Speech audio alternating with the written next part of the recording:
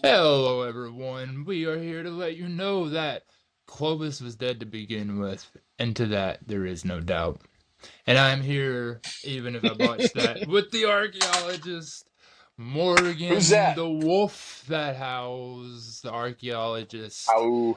Ow, ow, ow, ow. And we have a common person treading on both our territories. Me, as a history student and high aspirations to be greater in that field. And then Morgan here is an archaeologist. And Mr. Yep. Graham and Crook Hand kook. has Yeah. and Kook has treaded into our space, and we don't like it. We just we don't like it, so we're going to talk about it. We are going to Um, talk about it. so he's out to change history, and he loves that term too. In every episode, you will hear Oh, him say, yes. "This completely forces us to rewrite history," as if like we're not always looking at evidence and circumstances and writing down and adapting history Yeah. as we discover it through archaeology record and censuses and whatever else we find. Mm-hmm. Like we have tablets from Egypt that says this dude didn't come to work because his mom was being mummified. Like Yeah. we have these clues to ancient peoples, and we have this guy who's like hanging on to these history books from the 80s and The wanting to like 1880s. the 1880s and like We need wanting to we to need to like make that say clear they're because that's a part of wrong. this. Yes, and he's like wanting to prove that wrong, as if archaeologists hasn't already far moved on and like Yeah. forgotten It's not even like we about haven't it in looked at what he large talks parts. about. Um, Right. But yeah, he denies that you have. of course. He So, denies that you have. So as an archaeologist, on a scale of 1 to 10, how much do you want to punch him in the face? how With much an do I want to punch? archaeolog, not physically, but like an archaeo punch. Uh, Debate. well, first off, Debate. just in case people haven't figured out who we're Like, talking about, we're talking about Graham Hancock. And for those of you who don't know, yes. Graham Hancock is a pseudoscientist. He's a writer. He's got a TV show on Netflix after 30 years of trying. His son is a producer on Netflix, so take that with what you will. And Graham Hancock came out in 1996 with a book called Fingerprints of the Gods. You Yeah. know, and in that book, he puts forth the hypothesis that there was a globe-spanning civilization, his mother culture, Mother that culture. is responsible for humans all around the world having agriculture, having science, having architecture, um, domestication of animals, civilization, right? This one civilization existed. He doesn't go into how, he doesn't go into how they developed, he doesn't show really any evidence of it, but he There is focuses none. on there is none, but we'll get into that. Kind of And, like and Bigfoot. There's no record. right. Um, he keeps pushing this idea that there was like think Atlantis, right? That Which there he was brings up a this. lot. He does bring up a lot. And there's a reason for that. He has this Atlantis like civilization that is responsible for giving all of the not a certain skin tone people everything that makes them civilized, everything that makes them a civilization, right? And he In this calls this book, the Lost Ice Age civilization, right? this yeah, That's what he coined it. That's the yeah phrase that he this uses. well this civilization he calls it his mother culture. Mother culture, right? Um, it disappeared at the end of the last ice age, which is incorrect, being that we are technically still within an ice age. It disappeared at the end of the last glacial maximum, which is when everything was, um, the ice caps came all the way down to Ohio, right? Yeah, yeah. Well, Um, Kentucky. Kentucky, sure. Yeah. We call this the Younger Dryas That was so period, which petty. is I'm when sorry. this goes. No worries. When the Younger Dryas period is where the Earth, I mean, where the Ice Age kind of ends, about 10,000 years ago. or the glacial maximum. We'll say Ice Age for the sake of the listeners who are just learning. Keep it 101. So he came up with this. Everything was melting, is what you're saying. Yeah, everything was retreating, but this didn't happen like this. No. This took centuries for this to happen. Yes. But in his book, in his first book, Graham Hancock relies on this thing. And I counted up how many times specifically in his book he says this, which is 20. There's 32 uses of the word white in that book. And 12 of those are like the color white for a car or a surname or a building or a cow. The rest of it, though, is referring to something called the white god hypothesis, which was a bit of colonial Spanish propaganda from Central and South America that essentially, how did all of these non-Christian, non-European peoples, the Aztecs, the Mexica, all of those indigenous tribes, how were they able to create such giant civilizations without Jesus, without education, which is bullshit. This is a 15th century, it's a 15th century propaganda hypothesis that essentially justified in the minds of many people that a white person helped them.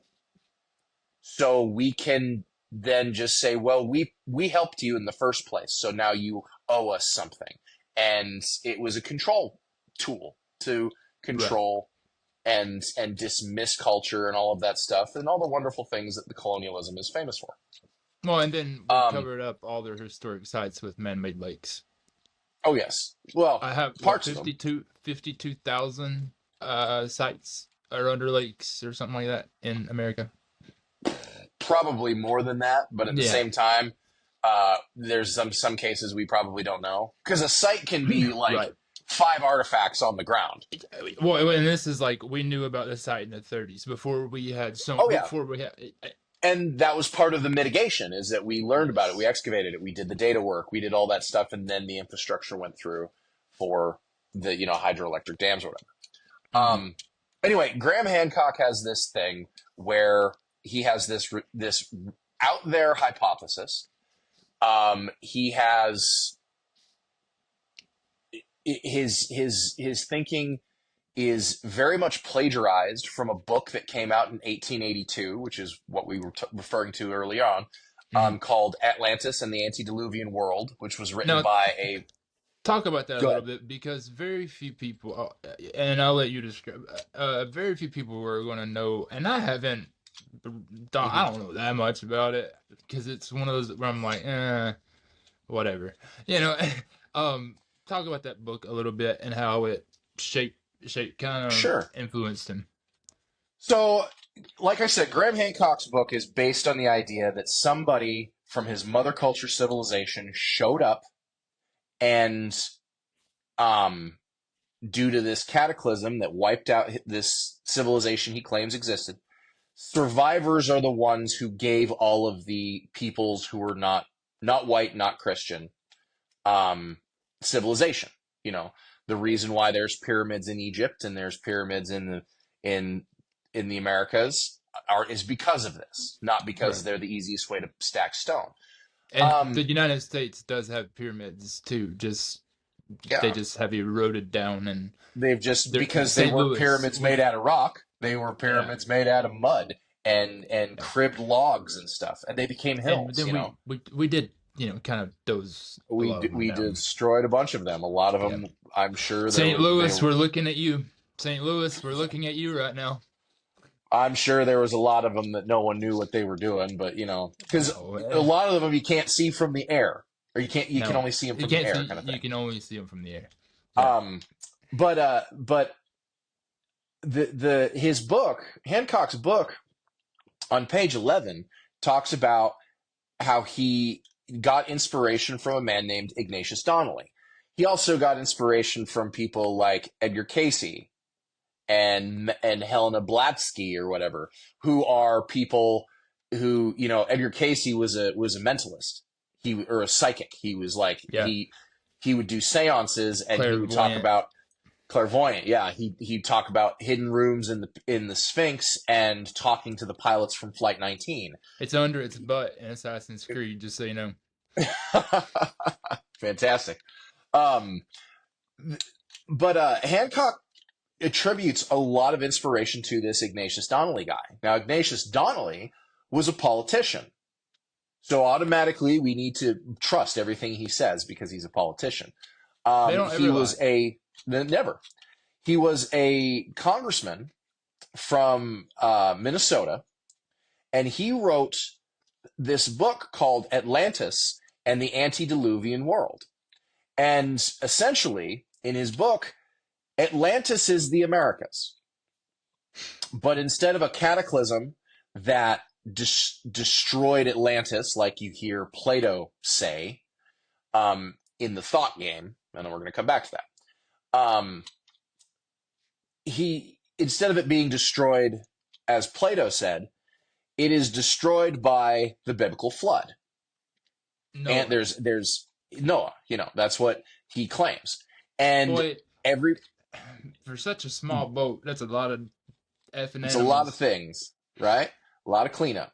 But essentially God, what Ignatius the Donnelly does with his smell. book is say that the people that built these civilizations that are visible in the Americas, the mound builders, the Mexica, the Inca, all of these big civilizations in the Americas, well, they couldn't have been built by indigenous people because indigenous people are not Christians and they're not Europeans. And his book Which meant essentially that they lays weren't out smart enough.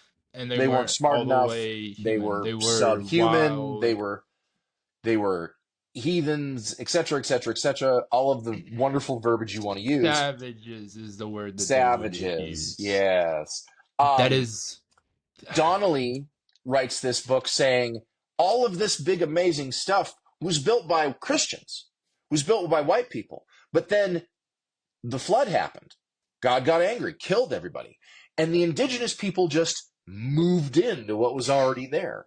So Ignatius Donnelly removed a massive amount of credit and indigenous history with an alternative version, Right. which lots of people accepted because at this time there's no indigenous people responding to it. There's no books coming out in response to Ignatius Donnelly because this is No. 1882.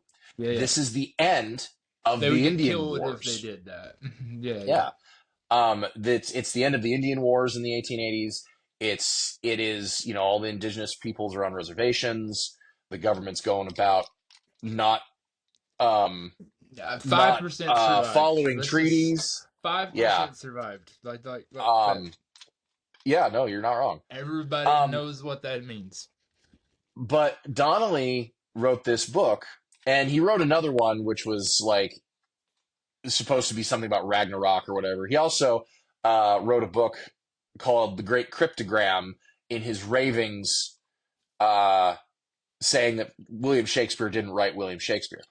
That all aside, Yeah. Graham Hancock's book is centered on the idea that some other civilization is responsible for all of this stuff and not indigenous peoples. Which this is what the whole base of the Assassin's Creed gaming Yeah, franchise is based on. I've never played any of the It Assassin's is Creed stuff, so I don't know. it is so entertaining. A friend of mine just bought me for my belated birthday Return to Moria, and so that's Not like played it, but I've heard of it. I made a video the other day on TikTok saying, "Oh, I don't game that much. I don't own a game console, but I've been playing this game, and I sat here for 5 hours the other day and played the game, and just was like, Nice. but anyway, Nice. so the tie-in with the inspiration from Donnelly and the propping up of Donnelly as a person who challenged the status quo, if you will. Graham Hancock has continued to perpetuate this idea that in order for our civilization to exist, you need to be European or Mhm. Christian or both. Mhm. Now, there's lots of people who are going to argue he doesn't flat out say that. These are the people that need Because he help can't. coloring. He can't. Yeah, he can. But it's like if it walks like a duck and talks like a duck and It's vaguely not a smells dog. like a duck, you're not going to mistake it for a chicken, right? So he has this idea, and of course, he puts it forth in a medium that is not academically, professionally in the field of archaeology accepted. He puts it out there in his book, and when people who challenge his view, i.e., are being critical like they are of anybody in the sciences, he created this idea that people in the field of archaeology are out to get him. We Because don't they don't like him. agree with He's him. public enemy number one. Yeah, because we don't agree with him. And the reason we don't agree with him is we're going, okay, you're saying that this civilization existed. Where's the evidence? We're talking about the archaeological remains that date to that time period he's claiming it existed.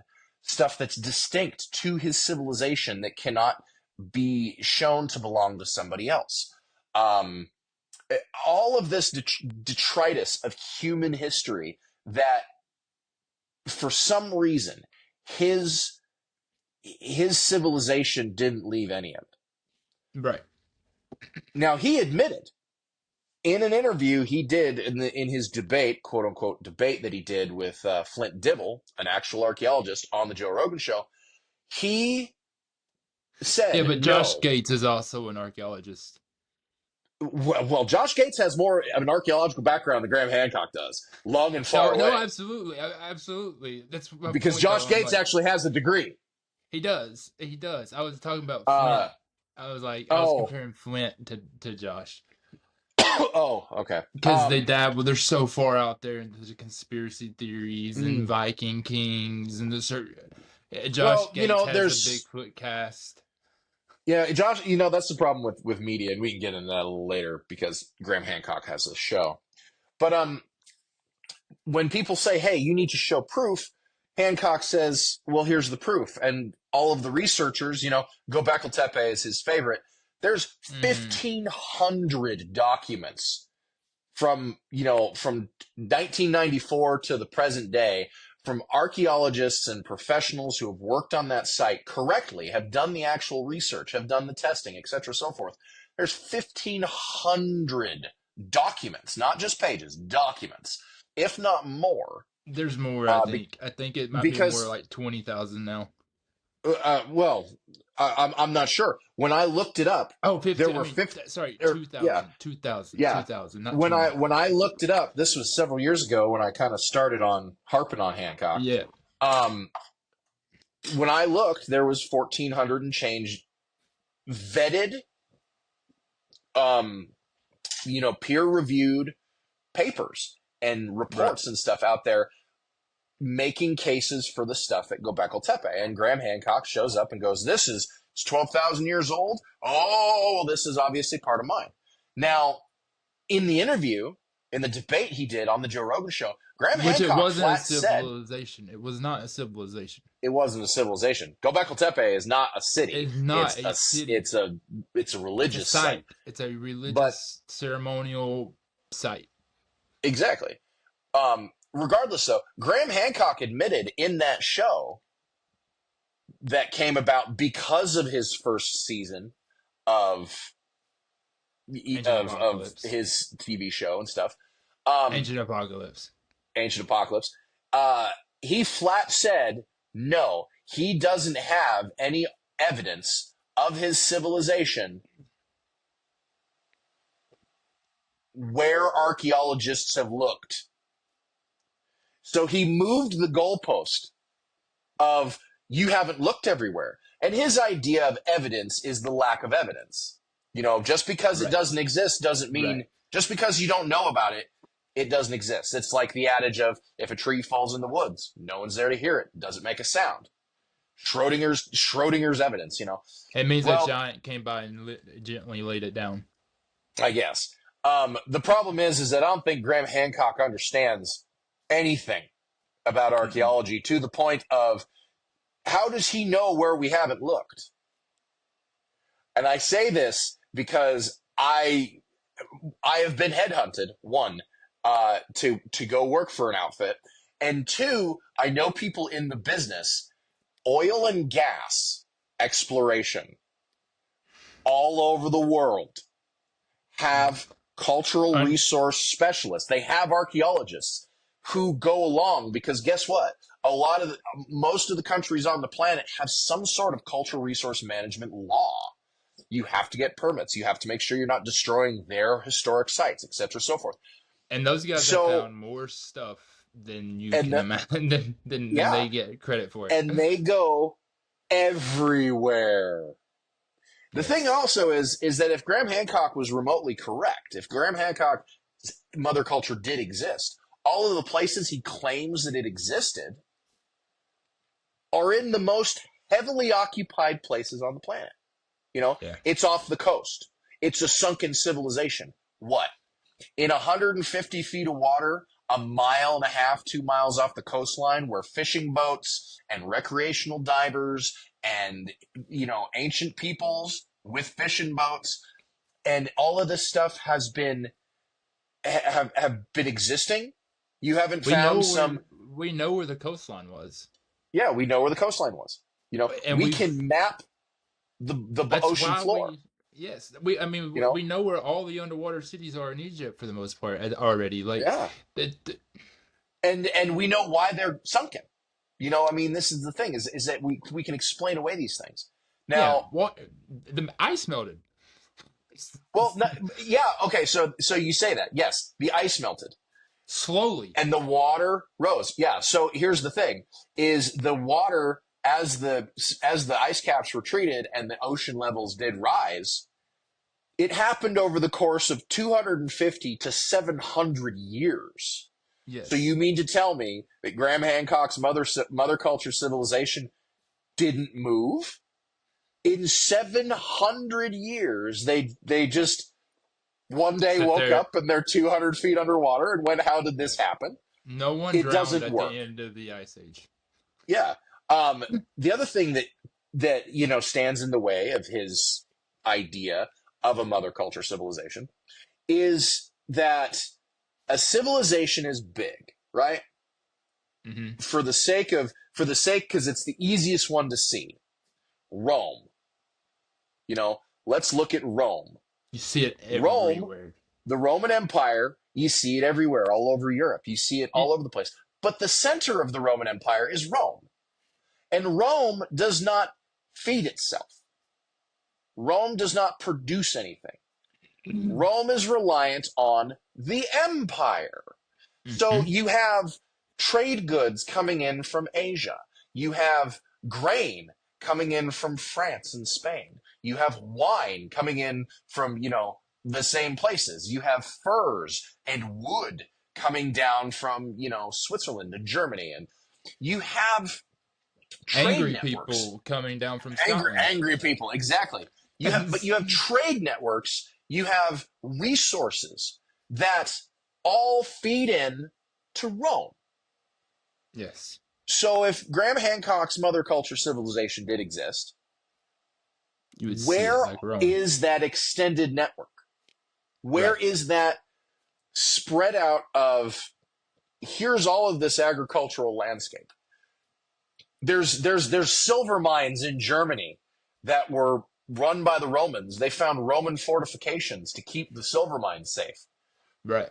All of that silver goes back to Rome. There's no silver mine in the middle of Rome. There's no grain fields in the middle of Rome. There's no herds of cows in the middle of Rome. The cities are reliant on a network of, Of of trade. villages and townships and trade that are outside. And if Graham Hancock's idea of a sunken mother culture that existed only on that little spit of coastline that's now underwater, you mean to tell me that all of the infrastructure to support a globe spanning civilization was only in this one little strip of landscape? That doesn't make any sense. Yeah, So, there would at least be a seal. There would be a symbol. There would be a There would be a common distinct, denominator, yep, there not would be a just that we distinct know, right? cultural image, The and that by yes, image, that I mean you would be able to a see it. Roman coin with a face on it. Well, You not know what I even that. mean? Like Like some, not that detailed, but a cultural consistent. there would be a consistent cultural Yes, profile, a cultural right, pattern. right, So again, keeping with that idea of Rome, you say the Roman Empire, and people will think of a centurion or Caesar in a toga or gladiators. Those are right, all things that are very distinct to the Roman Empire, and it's recognized. You're not going to mistake something from the Roman Empire necessarily for something that you would see with the Han Chinese. That's what I was about to You say. would be like, well, this is very distinct from this. The problem One is is that very, very pretty, and one is kind of yeah. yeah, exactly. Um, but the thing is that you would have this profile of material culture that Right. obviously is all very similar. You would have genetic evidence because humans like to do things with each other and reproduce. So where is this distinct genetic profile that exists only in this space, or is it has its origins only in this one place in the world? Where is that in the Right. grand? I mean, where is the genetic evidence? Say we find a There's burial from this time period that could be attributed to Graham Hancock's civilization. Let's just say we find something. yeah. Cool. That's awesome. Now, how do you have proof that this individual was from a globe spanning civilization? Well, There better it, be markers that he's similar to genetically on the other side of the ocean. you gotta Globe find spanning something means else. globe spanning, right? And it's not. It does It's not not. appear that way. It does not show that. Now, his show and his books, as he continued writing these books, really go off the deep end of Yeah. Pole, pushing the I mean, alternative history. pole shifts and Well, all. and yeah, pole shifts and great floods and all this stuff. Huge geological change. The Younger Dryas impact theory is something that he Yeah, yeah, absolutely yeah. loves, and there's no proof of it to the point None. where a paper was written, and I'll make sure I send this to you. Um, a friend of mine, Dane Roberts, threw it out there. We talked about it on one of his podcasts, where essentially 43 researchers all came together and laid the Younger Dryas impact hypothesis out on the To table rest. and butchered They it down to the tombstoned pinky it. bones. Gave it the Everything. tombstone. Yep. Tombstone right in the middle of the ring. Nailed it to the board and threw it in the They dirt. even stuck their And tongue out at it. they flat said, one of the lines is they flat said, it is academia's fault that we didn't essentially slap the shit out of this and put it in the ground earlier. Because it has it's centered on lots of just projection and lots of, oh, this and this. And Graham Hancock loves this because it Well, he has was the first people, person I heard it from. I'm sure. He's Yeah. not the first person to invent it. No, no, no. But he's definitely, oh, look, they don't want to acknowledge it. That means it's real. He's right. very much pushing this He even says, well, he conspiratorial says that. vibe. Yeah. And Yes. which is something that there is no reason, one, for archaeologists to hide the past on anything, with the exception, and I will say this, with the exception of site security and integrity. And this comes from my experience in the field That's as an something archaeologist. totally different, though. It is. And But the language is the same, and there's so many people who are not going to make that distinction. But if I say, hey, I know of an archaeological site that's very important to the Salish, the tribe that lives north of me. This site's very important to the Salish. We don't share its location because it is culturally significant. It is extremely sensitive, and they want to keep it protected. Sacred. There It's are sacred. people, sacred. That's the word I couldn't come up with. There are people who will hear me say, we're keeping it a secret. And that's all they hear. Oh, they're keeping it a Yeah. secret. Why? And when you turn around and say, we're keeping it a secret because of you, the Johnny public Redneck can go who's to going to Lowe's and come. buy a shovel. Yeah, we keep sites a secret because of you, because people will go loot these places. They will go destroy these places. People don't want to pyramids are hear a that. prime example of that. Like, Pyramids are a there's prime nothing, example. Yeah, There's there's nothing nothing left in there. there's The nothing only left in the pyramids. And that ironically enough is a big building block in the conspiracy behind archaeology that Graham Hancock participates in.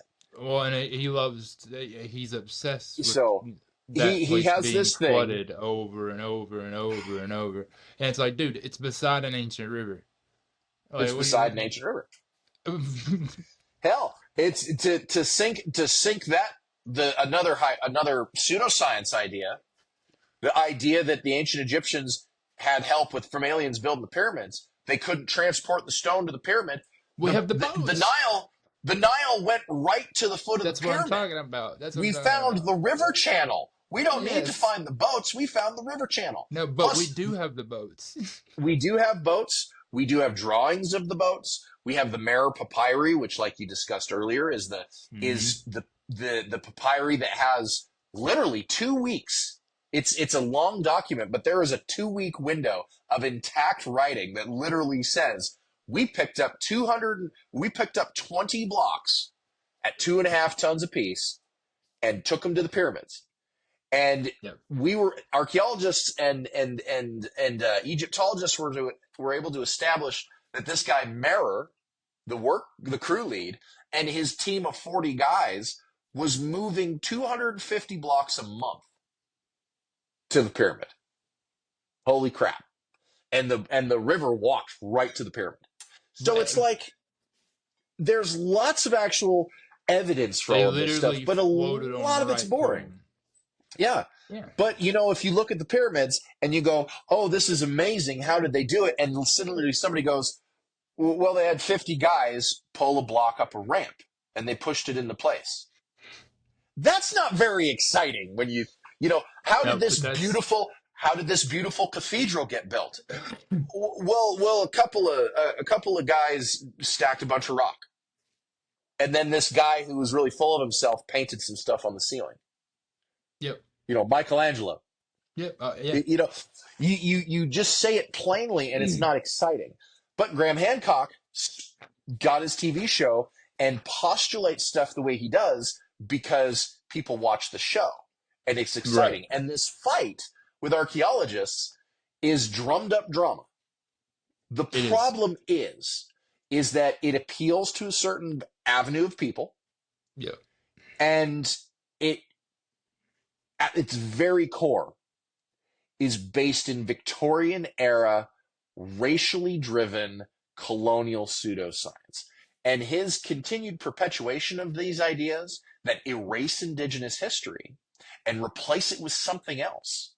Not only is it detrimental to the morale of the indigenous peoples whose ancestors built these things, right. It is incredibly detrimental to the overarching narrative out there, because we in the field of archaeology rely on people, respecting these places. Right. These places get protections, get preserved because in the end, people know they're important. How many people listen to Graham Hancock's stuff and go, oh, well, the Indians didn't build this, somebody else did, so I don't have to respect these indigenous people saying, hey, our ancestors built this, can you leave it alone? Even though the blue color that's in the that's on the South American pyramids came from right outside of Atlanta, Georgia. Some of it, yeah.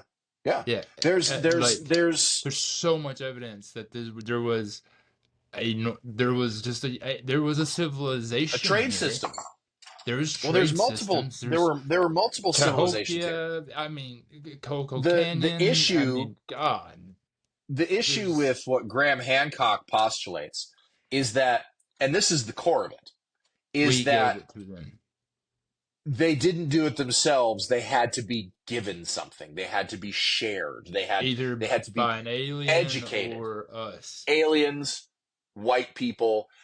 The white god hypothesis, I talked about this earlier, that Graham Hancock relies on, is Hmm. literally the idea that some white person showed up and said, hey, you don't have agriculture. Let me tell you about it. You don't have architecture. Let me tell you about it. Yeah. And it comes out at a really interesting time. It comes out along with the myth of, you've heard the myth that Cortez was welcomed by the Aztecs because they thought he was a god. Yeah. You ever hear that? Yeah. It's a bit of propaganda from the Spanish, literally trying to come up with a justification for the fact that when Cortez showed up on an illegal expedition, he was not supposed to Columbus's be was there. too. Columbus was Uh, supposed to be headed back. He had a warrant out for his arrest. no, that was Cortez. Was that Cortez? Columbus, his mission was sanctioned. Okay. What ended up happening is that when Columbus came back and had his plantation, essentially, he was the governor. He enslaved all of the indigenous people. He's responsible for Yeah, I knew wiping out a that. tribe Yeah. completely. Oh, he was And horrible. he actually, his own guys shuffled him back to Spain under arrest. That's He what was it so was. bad. That's what it But was. Cortez Okay. was a guy who's like, I want to do this. I want to get rich. And the governor of Hispaniola was like, no, we can't do that right now. And Cortez literally stole the ships that he had, lied to all of his crews and said, hey, we're actually taking off. We've been cleared to go. Fingers crossed. And they get to the Yucatan or whatever. And they literally go, light the boats on fire. Not so we can't leave, but so the mutiny can't happen if they find out that I have totally lied to them. And what ended up happening is he was massively successful. Smallpox going ahead of you helps. He had firearms. His guys had plate armor. They were not invincible, but in the beginning they were pretty impressive. Anything's going to be pretty impressive. You show up with a Ferrari in my driveway, I will be impressed. It's just a car. I will be impressed for a little bit until I try to sit in it and I can't fit because I'm big. I would never be. I can't fit in there. Exactly.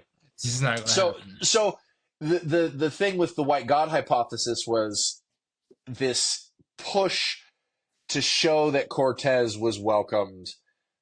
There is all of the accounts of the white god hypothesis that you see in historical writings, because this is old stuff, is from you got to think of who's writing this account. Well, all of these people who are doing these ethnographic writings on the indigenous peoples of the Americas in that region, they're all part of the Christian or the Catholic Church. They're all missionaries. They're all monks, and they're writing down histories, yes, but they're writing them down under the through the lenses of Christianity. So stuff that is not a scandal, that time too, which is even all of this, stuff that is not a scandalous, horrible tradition is passed off as that because it's not Christianity. right. The white god hypothesis is part of this colonial cultural erasure. Right. Now, Graham Hancock loves this idea, and because it gives credence to, well, hey, if I have a mother culture civilization, here are people saying literally, somebody showed up to give us this. Right. Well, in Christianity, Jesus showed up. Yes, he was birthed, but he was Genesis 1. Genesis 1. He showed up. He became present. He did things, and he became a cornerstone for the religion. He died accordingly for sins, etc., etc., etc. So now you have a figurehead. here is Graham Hancock going, well, it must have been somebody. It must have been somebody. And instead of looking at it from the indigenous perspective as to the indigenous stories, it's Right. very much this, you have to look at it from a Through European the lens, which is what right, Graham right. Hancock is doing. So I Now, mean, in essence, just like you have to take the Bible in faith because there's no archaeological record, not until you get to King Josiah, and before him, there's zero archaeological record. well, there's Archaeological. zero in respect to showing that that particular book is true. That's what I mean. There's lots of archaeological evidence from around the world from these time periods. Yeah, yeah, yeah. The book Yeah, describes, getting away from Hancock and looking at the Bible a little bit. People look at the Bible and go, "Oh, well, it talks about this city that yeah. archaeologists show exists." I'm like, archaeologists are like, people are still Where? living there. Yeah, yeah.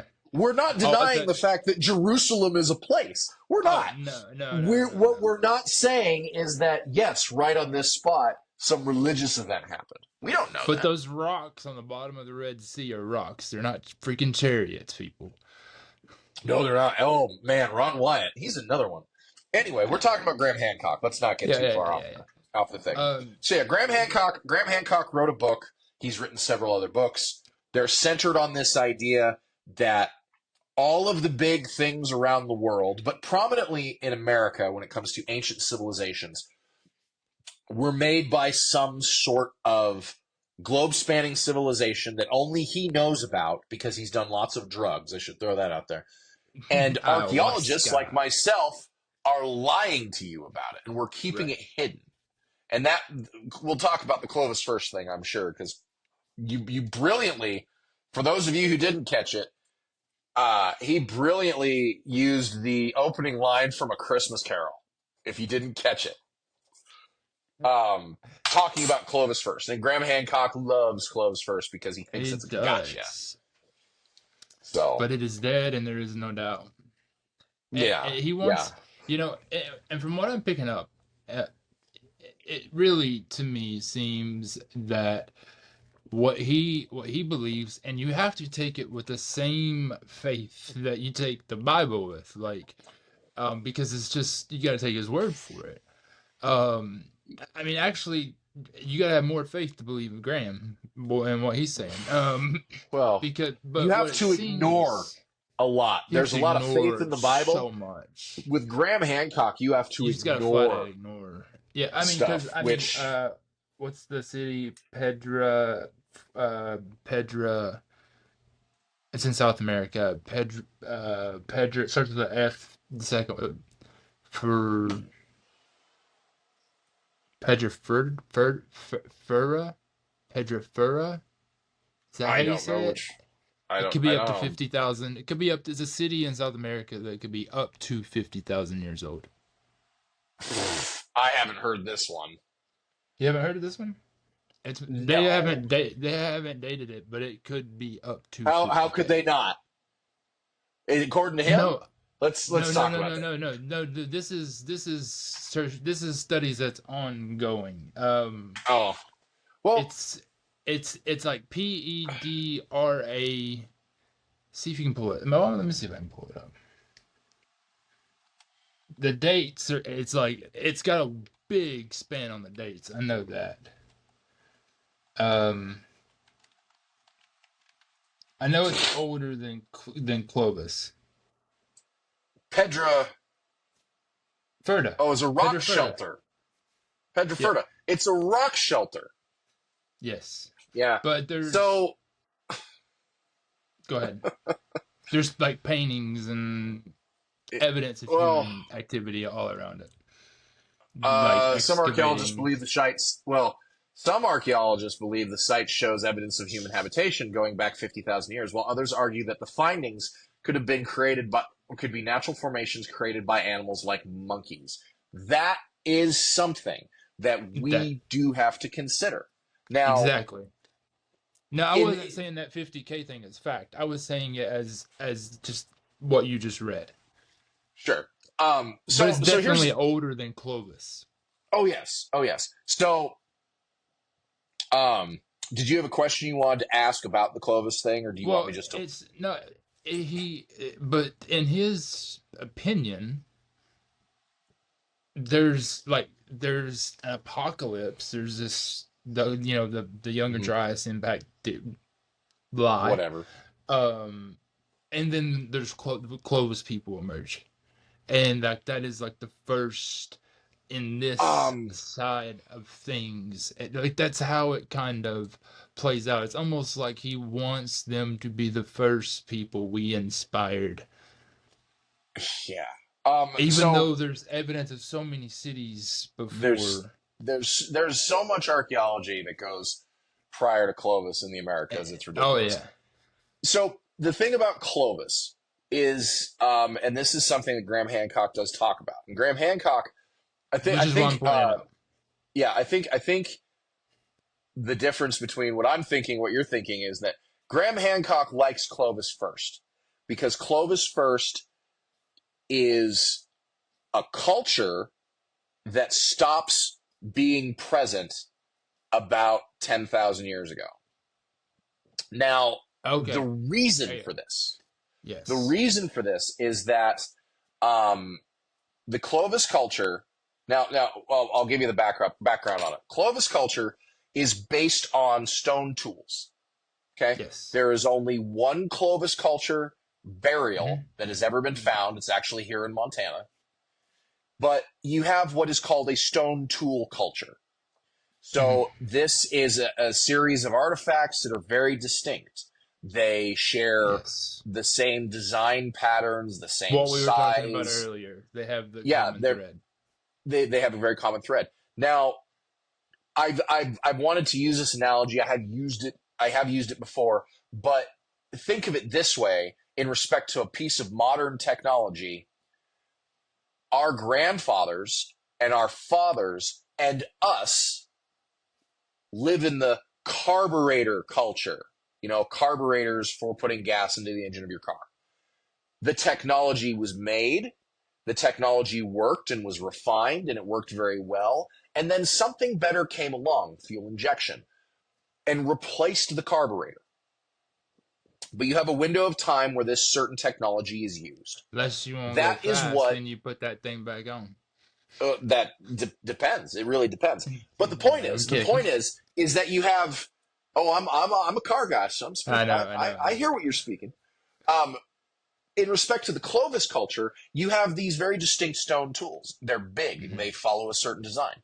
Well, if you look at when the Clovis culture is supposed to have existed, which is from 13,000 years ago to about 10,000 years ago, 10,000 years ago, yeah.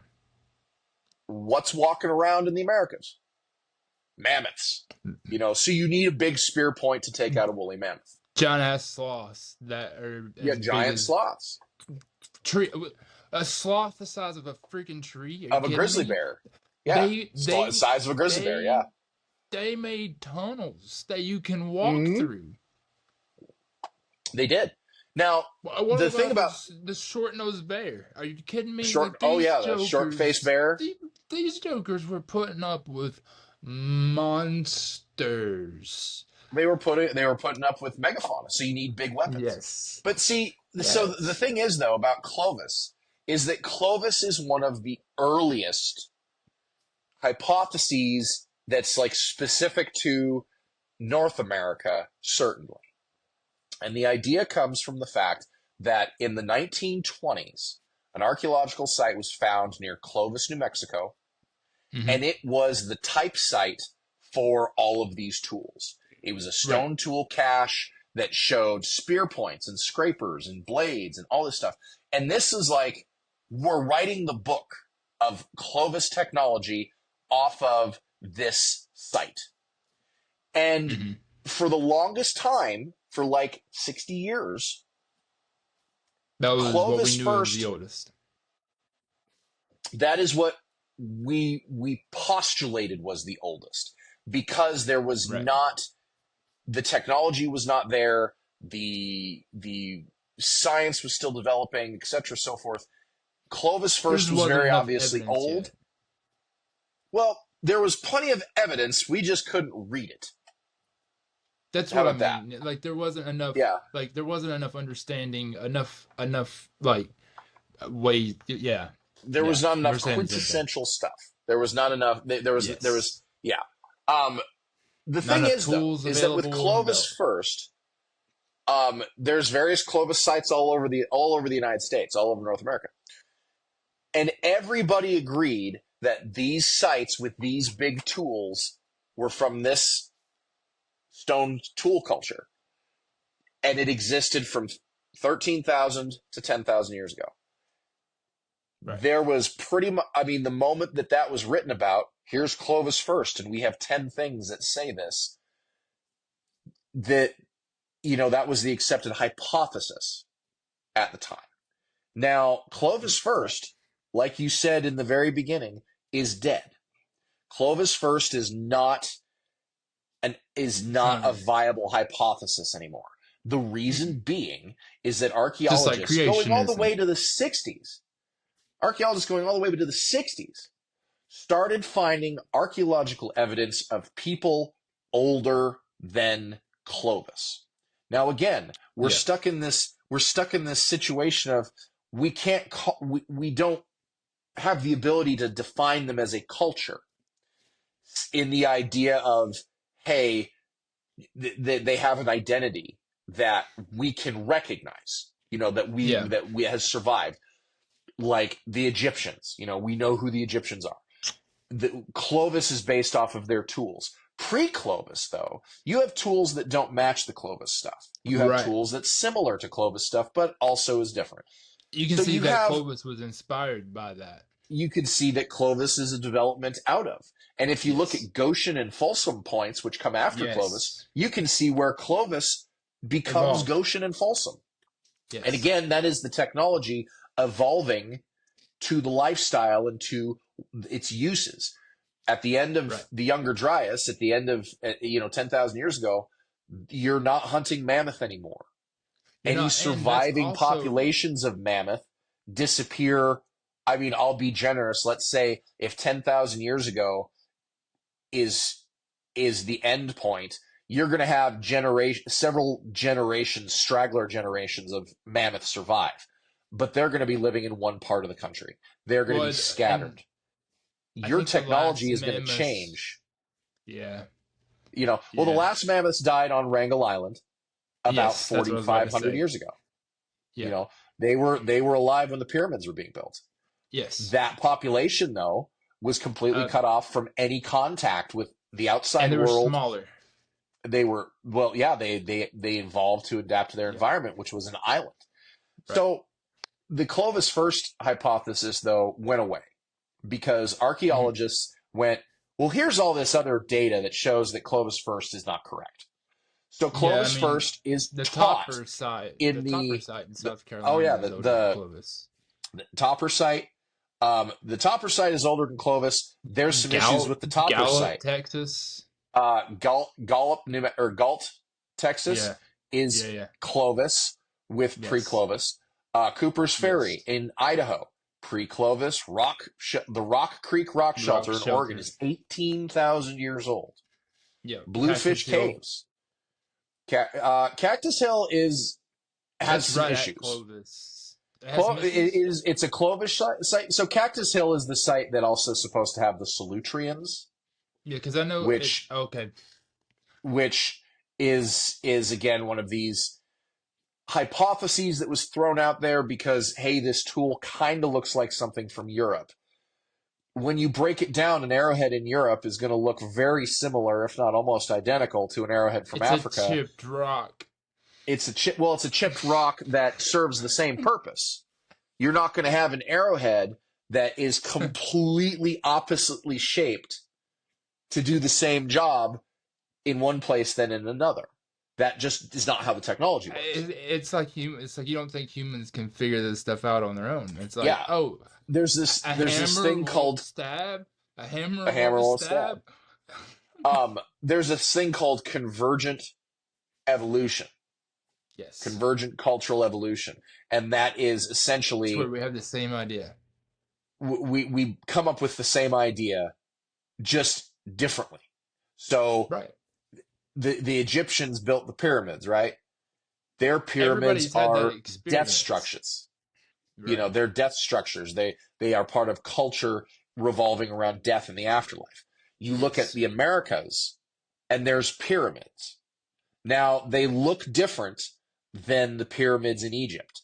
They serve a different purpose than the pyramids in Egypt. They're made out of a different material than the pyramids in Egypt. They show different They're over decoration. springs and they're They're over over springs. heats and They serve all of they are there's all of these other differences that when it comes down to it, the being wide on the bottom, narrow on top, and made out of stone is is the sturdy. only is the only similarities between Egypt and the Americas. And it just happens So like that's a they sturdy structure. it's a And they sturdy figured structure. it out. It is the easiest and most stable structure to build without fastening stuff. The point is though is these two cultures did not have contact with each other. There's no evidence of it. There's Not that no we know of. Not that we know of. well, the, It'd be not that pretty we know of. hard But to. the thing is again, and we talked about this a little earlier. There would be a cultural exchange that could not That's just be cleaned up. You that's know, what. Yeah. There's no evidence. There's there's not no even a evidence for it. trace. And that's the thing that is really a problem with the Graham Hancock pseudoscience stuff is that they're going, hey, this stuff is real and they want to hide it from you. And all we're saying is there's no evidence of that, guys. There's no evidence that 50,000 Egyptians sailed across the ocean, escaping the Romans, by the way, walked across the southern U.S. to Arizona, and then dug the Grand Canyon. Literally, people think this. And Oh, I it's know. like, there's no evidence anywhere The along the way. pretendians. The Oh pretendians. man, the pretendians is a thing that is inspired by Graham Hancock. It's inspired Yes. by people like Graham Hancock. Yes. There was another author who wrote a book that came before Columbus, and this Oh, guy's name was oh my Ivan gosh. von Sertma. Ivan von Sertma God, is African or was African. mm-hmm. He taught at the university, he taught African studies, and he seems to have based his entire hypothesis of peoples in the Americas were given civilization by African civilizations Oh, I'm thinking of somebody else then. because of Hold on. because of the Olmec heads. Yes. Okay, I know who you're talking about. And Yep. he's like, but the Olmec heads were identified in 1925 by a Frenchman who literally went, this reminds me of some person I knew in the Congo. That must mean that they were African. African.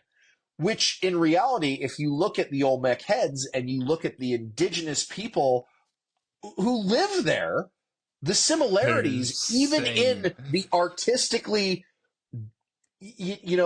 embellished rock reliefs, it's Structures. so obvious that these are images of people who are indigenous, not African.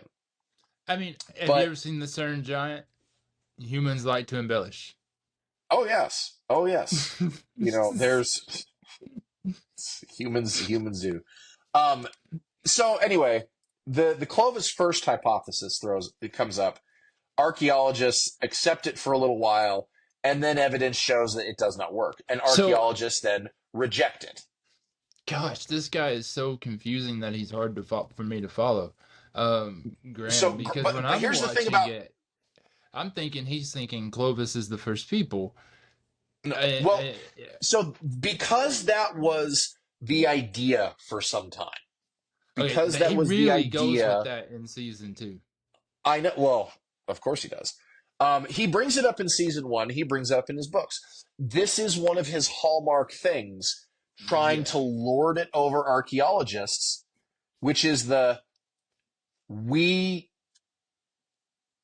Clovis First is, we believe Clovis First. And if somebody Yeah, he else does. He does. He came up still with holds something to that. else, we drum them out of their job. So, Or and I think it's episode. Oh, go ahead. Keep going. There is a site in the Yukon that's 24,000 years old. Hmm. And it's confirmed by radiocarbon testing. Right, right, right, right. Um, the researcher who discovered the site and did lots of work on the site published his first paper about it and threw the hypothesis out there, his hypothesis, that the site predated Clovis. And the evidence was A, B, and C. And at the time, it was literally, you don't have enough evidence to 100% say that. We need more evidence. So we didn't immediately drop everything and go, "Oh my God, here's a new thing." We went, "Hey, we need to know more."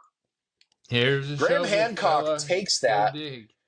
Yeah. idea that archaeologists didn't accept a new idea Right. and runs with it and goes, they're not accepting of new ideas, which is why you shouldn't listen to them.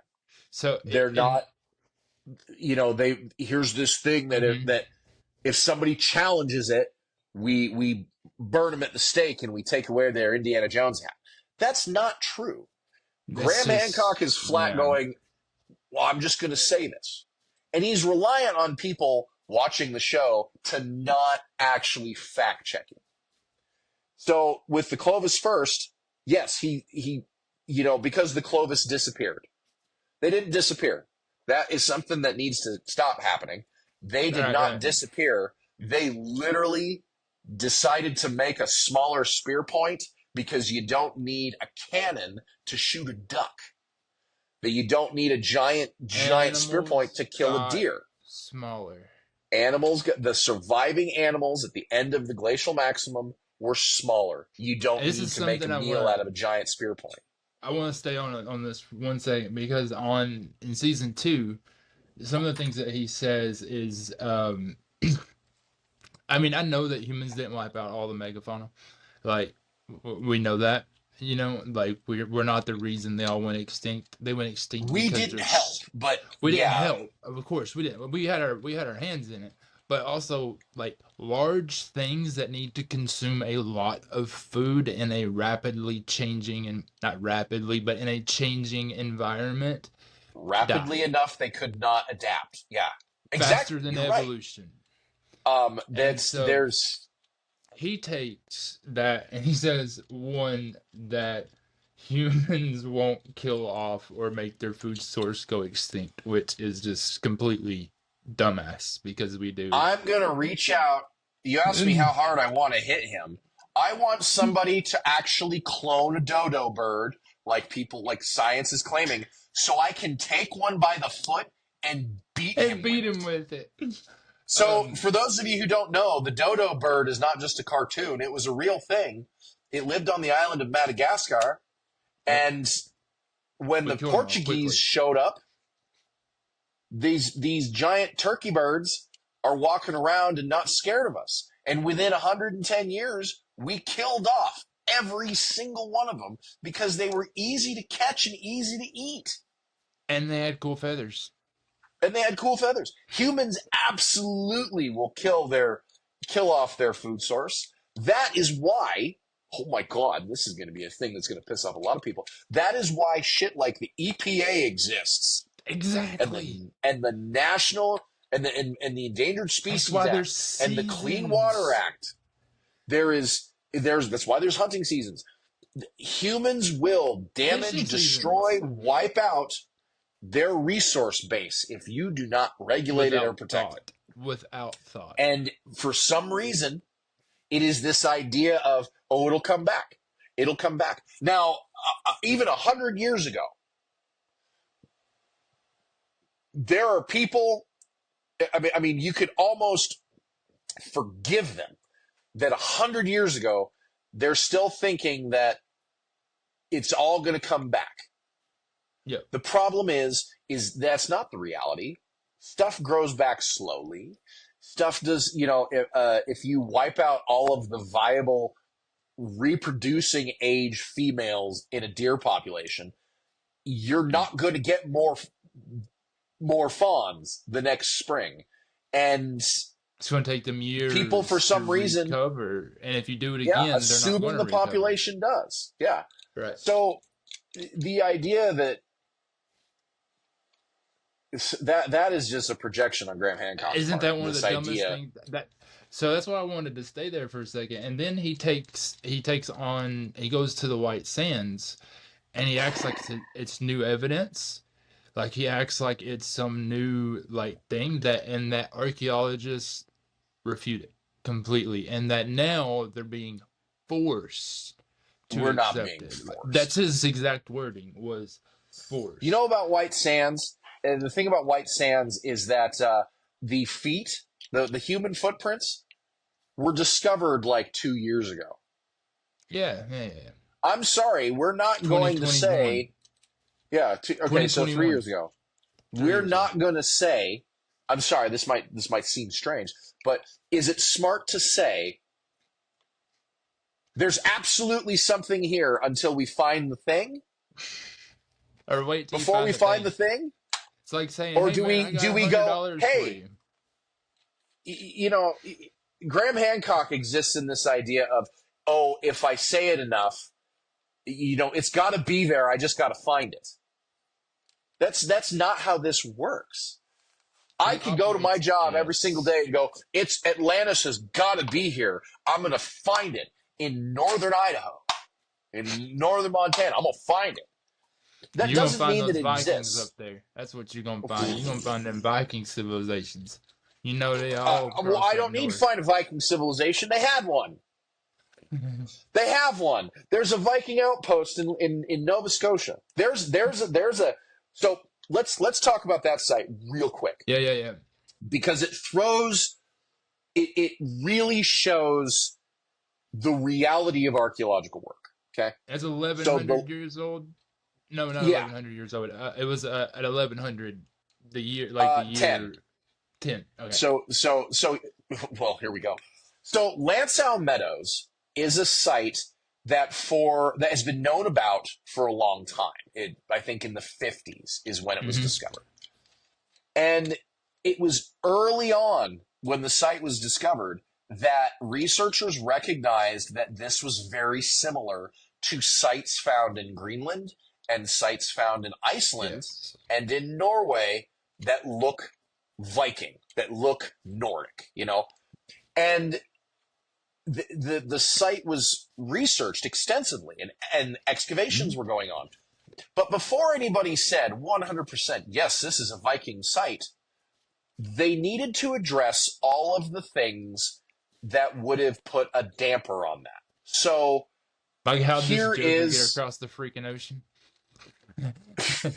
well, not necessarily that, but it's like, here is a structure made out of logs. Who makes structures Yes. out of logs? Well, the Vikings Yep. and the indigenous peoples who live in that region. Yep. Here is some butchered seal bones. Who ate seals? The Vikings Anyone who lived near them. and the indigenous peoples who lived in the region. So here's all of this evidence that it Right. could go either way, right? Right. It could go either way. And before anybody said 100%, yes, this is a Viking site, something had to be found that was distinctly European. And that Yep. happened. That happened in the Because 90s, wasn't it? I think it actually happened in the early 80s, Okay. late 70s or early 80s. But what was discovered was slag from Yep. a blacksmith forge. Yes. And what that means is that the people who were living at Lansdowne Meadows were forging iron. Now, across the entirety of the Americas, there were no indigenous groups forging iron. Iron. No It was copper. forges. No, they worked with copper. They worked with gold. They worked with Yep. silver. Yep. There was some experimentation with bronze, I guess. Yeah. But those metals are very low intensity, Yeah. Yeah. intensity Yeah. Yeah. heat. They're very malleable without being fired. I mean, if you find a Right. piece of gold this big, you can hammer that and squish it and stuff all day long. Gold is very soft. Iron was not a thing that people were doing. The iron. Hmm. Now, that's not saying that iron tools didn't exist. There's a thing They weren't called cold. common. There's called cold forging, which Hmm. um, peoples in the area, in Canada and stuff, in the Arctic, were harvesting pieces of Around meteorites. Lake Michigan, around Lake Michigan, a lot. That was copper. That was But that further copper. north, yeah, further north, there were actual meteorites that were essentially mostly iron ore, and peoples were able to smash pieces off and hammer it, and essentially it's like flint knapping. You Right, eventually get right, a right. tool, but you didn't do anything to heat that metal, You're treat not that metal, forging make it it. malleable. Right. Um, so Now, is the copper mines officially the oldest mines, metal mines in the world that's around the Lake Michigan area, or is it the ones in the Middle East? Because, or um, do they not actually know he's still? I don't think anybody really knows. You got to remember that ancient people didn't necessarily a mine for something Right. Not in the could way that we be. would know it today. Well, I mean, if you go out into your backyard and you find ingots of copper just sitting on the ground, is that a mine, or are you picking up pieces of copper off the ground? It's considered surface mining. Surface mining, exactly. Right, Placer right. mining comes next.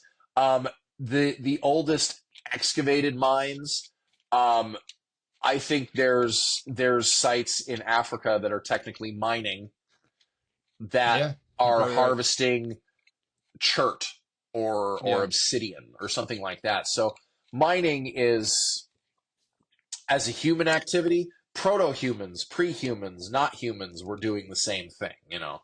Yeah, yeah. Um, in respect to metallurgy, though, and this evidence at Lansdowne Meadows, you're looking at a site that suddenly has evidence of ironsmithing, Right. and that provided the evidence that this Because site was not an indigenous site, but in fact a European site.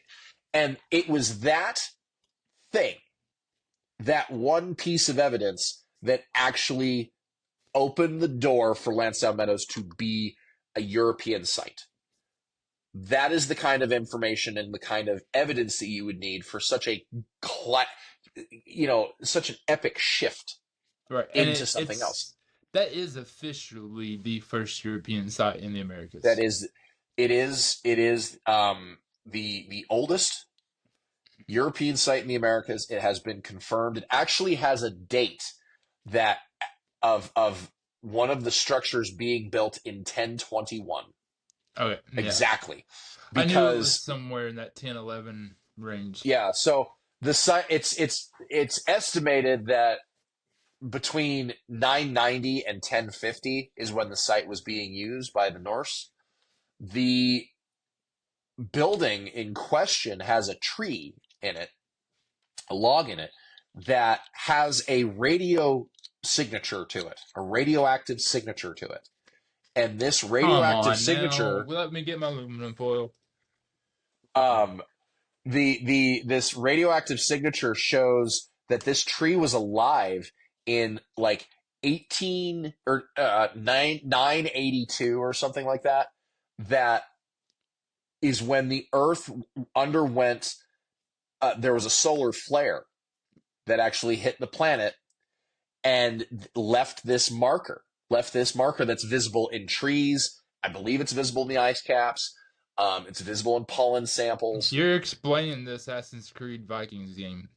Between Yeah. Graham Hancock and this is what killed the advanced civilization. Was the solar flower? Was the solar flare? Well, see, the solar flare didn't do anything except leave a You just radioactive signal. proved Graham Hancock. Everybody died of No, I didn't. radiation. Everybody Nope, nobody freaking died of died of radiation because the radiation tree didn't poisoning. die.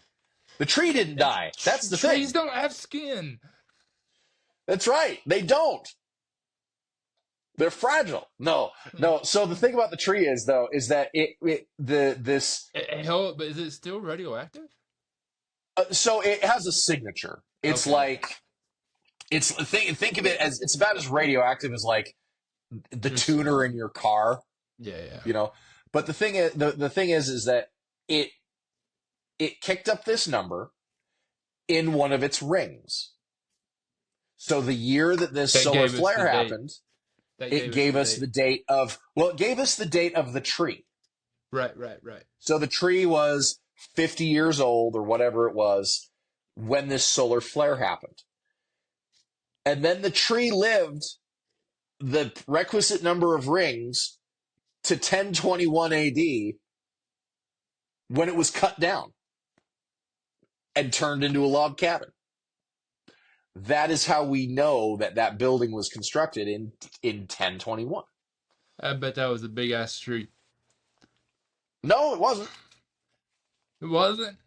Wow. No, because if you look, because I mean, it was what? And it grows to the environment. I mean, yeah. Well, also it was the isotope signature, the radioactive signature dates back to this event that we know happened in 982. Right. So that's 18 years plus 21 is 39 years. Yeah. Okay. So the Dang. tree was, I'm so if the tree was ADHD in the 50 years math. old, Hold on. I'm yeah, no worries. ADHD in the math. I was Yeah, thinking it was so if like the a tree 1,000-year-old was tree. 50 years old and it lived That for one another threw me off. 39 years Yeah. before it died, that's how we were able to date that tree. But see, Okay. we have all of this evidence that comes So together it was a before we're. normal. It was a normal tree. Yeah, It you was a just normal said tree, it. yeah. Yeah. But the thing is though, is that the Lansdowne Meadows site has very distinct bits of evidence that show that yes, this is how it was made. This is who Yeah. occupied it. And there's very specific ways of dating it that is Very unique. specific ways. Yeah. Now, this is the kind of stuff that is ignored by the pseudoscience community, is ignored by Graham Hancock, because Graham Hancock goes, oh, you guys don't want to accept new information. And we're literally talking to people who are not archaeologists. Their specialties are dendrology. Their specialties are geology, or, Yeah, I'm not I an mean, archaeologist. there's all sorts of fields that we talk to, and they say, hey, this is something, we're pulling in from all this other information, and we're changing our minds regularly, all the time. That's the thing. The thing That's the that thing. that doesn't I don't know. change, I I don't feel. know a real academic that doesn't change their mind with it. Like I know Graham Hancock. some. He's. I don't. He's. You call him an academic again? I'll I slap call you him through an the screen. academic. I call him an academic because the man went and He got has an a advanced degree. degree. He did. He. I mean, if he does not want, if You're right. You're if right. we're not to call him an academic, You're you right. know, if it was the guy from Duck Dynasty saying this stuff, I'm not going to say that he's an academic. Graham Hancock is an I disagree. educated man. Graham Hancock got his degree in 1973 So, in somewhere into there. sociology.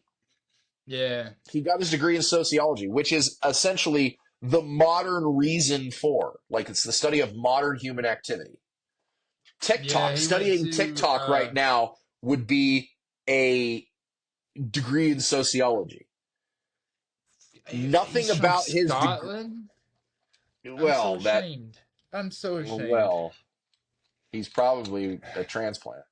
Um, the He's English. the thing is though, is that Hancock has this idea, and he Yeah. postulates it in his show all the He won't time, go up in it. some way, that archaeologists don't want to listen to new information, that we don't acknowledge new information, which Right. is absolutely false. How The many only times? person that we don't listen to is him, because he's Right. full of shit. And I feel like the gloves need to come off with this, when it comes to academia and stuff. We need to stop, Pussyfooting around. patronize, or patronizing the guy. We need to stop. That's If he says some shit, we need to call him out for it, instead of going right. well, we're professionals, we're not going to talk to him that way. No, because Right. at this No. point, he's doing it for the ratings. He's doing it for his TV show. It gets No. drama. It gets attention, and people want to Yes. watch him take a swing at things. So what is his ancient when did his ancient apocalypse happen? So his ancient apocalypse happened supposedly 12,000 years ago. That's not that long. No, no. But it was a globe spanning civilization, which doesn't just show up overnight. So he's got his, and he doesn't go into this in any of his stuff that I can tell. He doesn't go into the development of that globe spanning civilization. I mean, There's the old adage. it would be more There would be, believable if he would say 50,000 years or 60. well, not even because see, here's the thing, and he focuses on this a lot. He focuses on the end Yes. of his civilization. He doesn't Yes. focus on the beginning. He doesn't No. focus on the development of. There's No. that saying, everybody's heard it, Rome wasn't built in a day. Right. So It his evolved into civilization, Rome. Rome evolved from a bunch of little villages that didn't like each other I'll to a quote couple what villages getting together and going, hey, we're going to beat up on this other guy, to all of these little villages coming together, to the counties coming together, to eventually till it became Rome, right? It well the took quote centuries. yeah, to Now, quote Gladiator, the king, or the emperor, he said, "I remember Rome when it was such a whisper that the wind might take it away." Do you yeah, remember that line? yeah. In the first one, Yeah. I don't recall that one, but It's in oh, it's when he's in the tent with Maximus, and he's is telling it is Maximus it the he's going to. extended edition? I don't think so. It's I when he's don't telling remember that. Maximus that he's going to hand off the kingdom to him, Oh, and that Rome must be a republic again. It's during that oh, sequence. yeah, he remembers when it was a republic. Yeah, true, Yeah. true. Um, I remember that. But the thing is, though, when it comes to the adage of like Rome wasn't built in a day, uh, Graham Hancock's civilization, regardless of when it supposedly ended and disappeared, there is no development. There is no growth. There is no. No. It started out as a little village and then became this and then became this and then became this, like every single other civilization on the I, planet. but at 14,000 years, I mean, we see the impact line of the dinosaurs. Like when we very clearly know that line whenever we We dig. do. Like We also we have so civilizations so much older than that that it's just like, bro, there would be an imprint there would be evidence everywhere. if his civilization, now he's made the claim that electric drills existed 50,000 It years would ago. be as common as finding an arrowhead in a creek in Appalachia. It would be. However, it's not. And the reason that it's so dubious and so it's absurd. It's not just dubious. It's absurd that a civilization like this could exist is that you go around the world in very habited places, and I'm gonna He's trying to because steal everyone's history. well, he's very focused on people who are not European and not Christian, That's what I mean. That's what I but mean by everyone. Like he's he's trying to take everybody else's history away. remember the thing he really holds on to is the idea The that his white god. civilization was globe spanning, right? Yeah. Globe spanning, all over the place. There is a distinct archaeological record in Europe that goes back to the Neanderthals. Mm-hmm. That line of material culture in the archaeological record in hundreds of thousands of sites, let's be honest, I mean, they found the remains descendant of Cheddarman. unbroken. They found the Cheddarman, descendant of Cheddarman, and they he did. still look. They Gee, just he's a more pale version. gee, we can't find a giant civilization, but we can But track we down the can descendant of a find single the guy. the son of a 10,000-year-old man. We found Yeah, him. yeah. But so the thing though that exists is this line of material culture, and it goes up to the Yeah. modern day. If it starts at Yes. 100,000 years ago, there's this line of material culture, and nowhere in that archaeological record, be it Europe, Africa, China, does it show this We have jump Homo. No, of you're right. of advanced anything.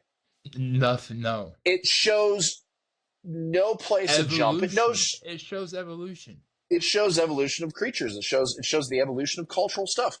The thing is that Homo it also sapiens and shows no. Neanderthals were, Yeah. you know, The just thing out the thing is though is that talking them. the archaeological record also doesn't show interruptions. Exactly. It Exactly. doesn't show places where stuff has been cleaned up. Mm-mm. It's unbroken. So There's no dozer in marks order anywhere. for a civilization like his to exist and then immediately disappear to the point of only its material culture is disappearing, how would that even happen? It How would would have it would have to be a worldwide Pompeii event, and we would still find it. we would still find it? We That's the found thing though, Pompeii. is that every single thing We found all that the people in happens. Pompeii. Exactly. The thing is though is that somebody asked me what would have to be done to destroy a culture. What would have to be done to erase something? I don't know that you fully can. That's the thing. You can't. Just I mean, think of it as somebody trying to erase a crime scene. Yeah. Well, There's. say you get in a hit and run accident, right? Mm-hmm. Well, and you're going to fix your car so no one knows you were in an accident. Well, if your car is bright red and the car you hit is white, you need to make sure that there's no white paint on your car or red paint on the white car. You're going to have to make sure every single piece of your car that might have broken off is picked up. You're going to have to make sure that the skid marks on the road are cleaned up. You're going to have to make sure that there's no witnesses. You're going to have to make sure that the person in the car that you hit didn't see you. You're going to have to make sure that your car has all of the parts correct. You're going to have to buy the parts. You're going to have somebody deliver the parts. You're going to have all of these things that come together to try to erase the fact that you got in a car accident, except for the fact that everything you do Leaves a is trace. evidence that you were in a car accident. Yeah. So if somebody shows up and says, I'm going to get rid of the evidence that a village existed, not only do you have to get rid of all of the evidence in a way that doesn't affect anything around it, Exactly. you have to make sure that the evidence of you getting rid of evidence isn't present. So yeah, Because you're going to both even at think about crime scenes, they know when you got rid of evidence. Like, yeah. they're like, oh, this dude cleaned Mine everything. reclamations Yeah. are a great example of this. You see on the landscape, sometimes these big mines get reclaimed and they fill in the holes and they grade the ground out and everything. Well, the landscape is still completely different. Oh, I'm from. The I mean, I'm landscape from looks Appalachia.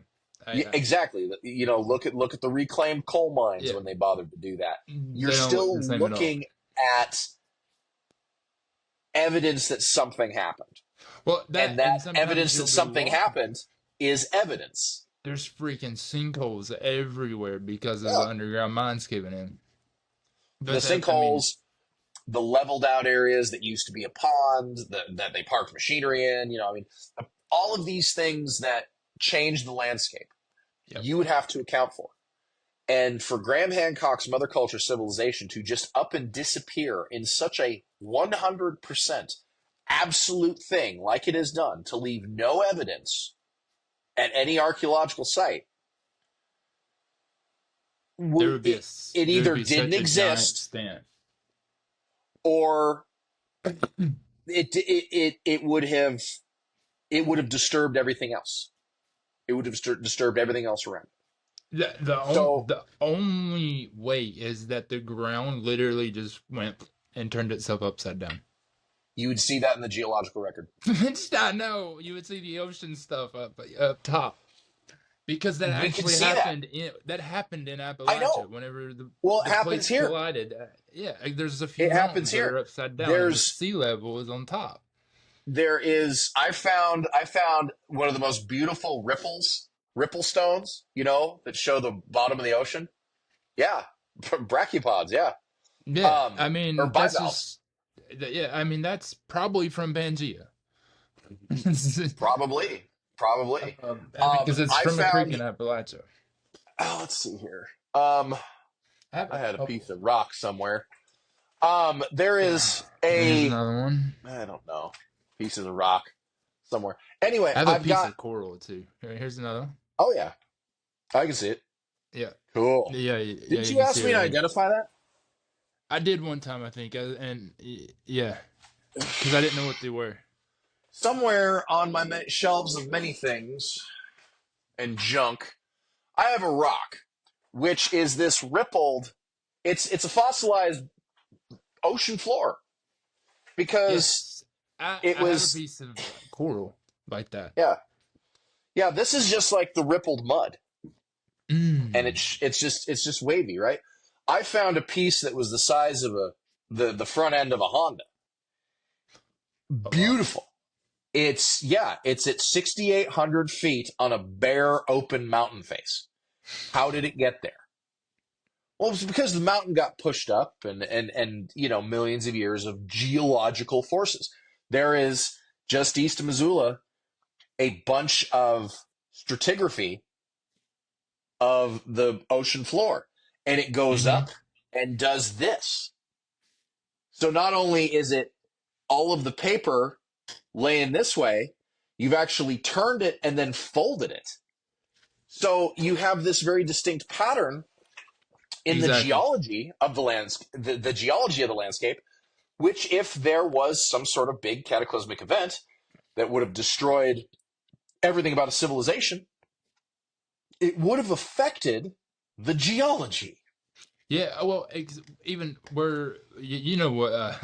It's a funny name, but Big Bone Lick National Park, Yep, the birthplace of yep, paleontology, right?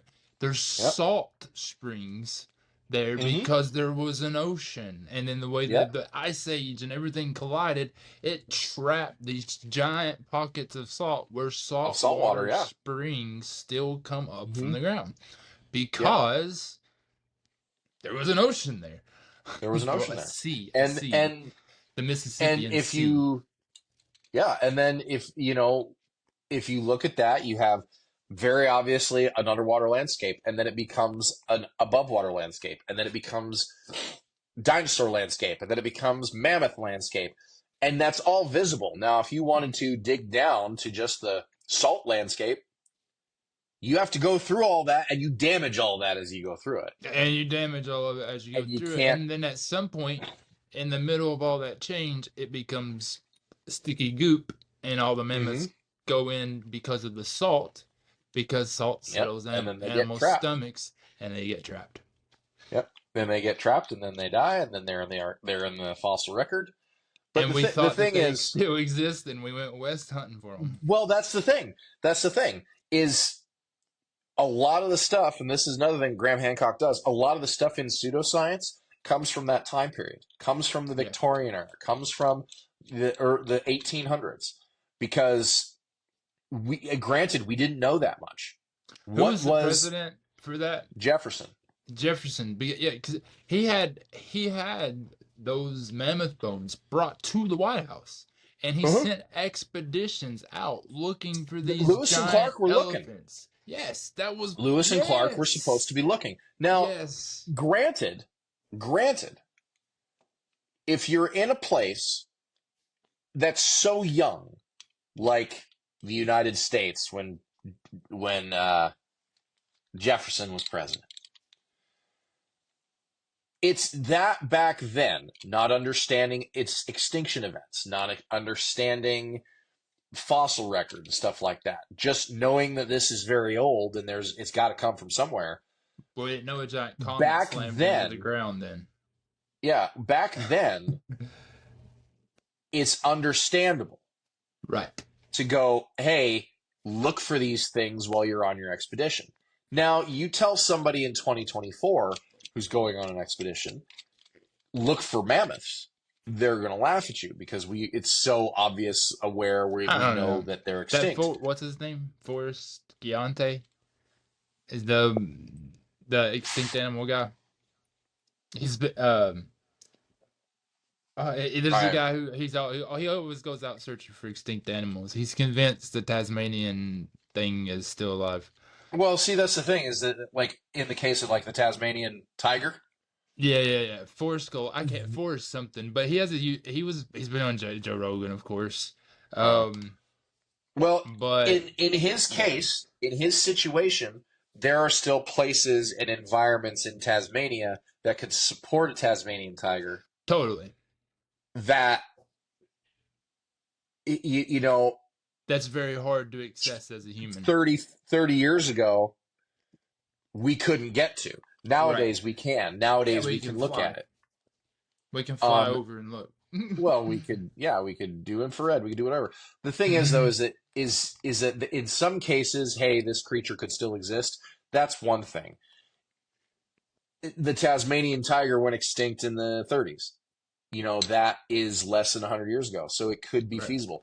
We do find, I mean, there was a bird that was found in Georgia or Yeah. Louisiana that was supposed to be extinct, and then a mated pair Well, was observed 2 years ago. this dude did So find a turtle that was considered to be extinct and a few other animals. I mean, he does have. I'm not saying he's a kook, but he does go down that he does. conspiracy theory Oh rabbit yeah, trail. That's why oh yeah, I was like, you because could convince him to go look for a mammoth. but here's the thing.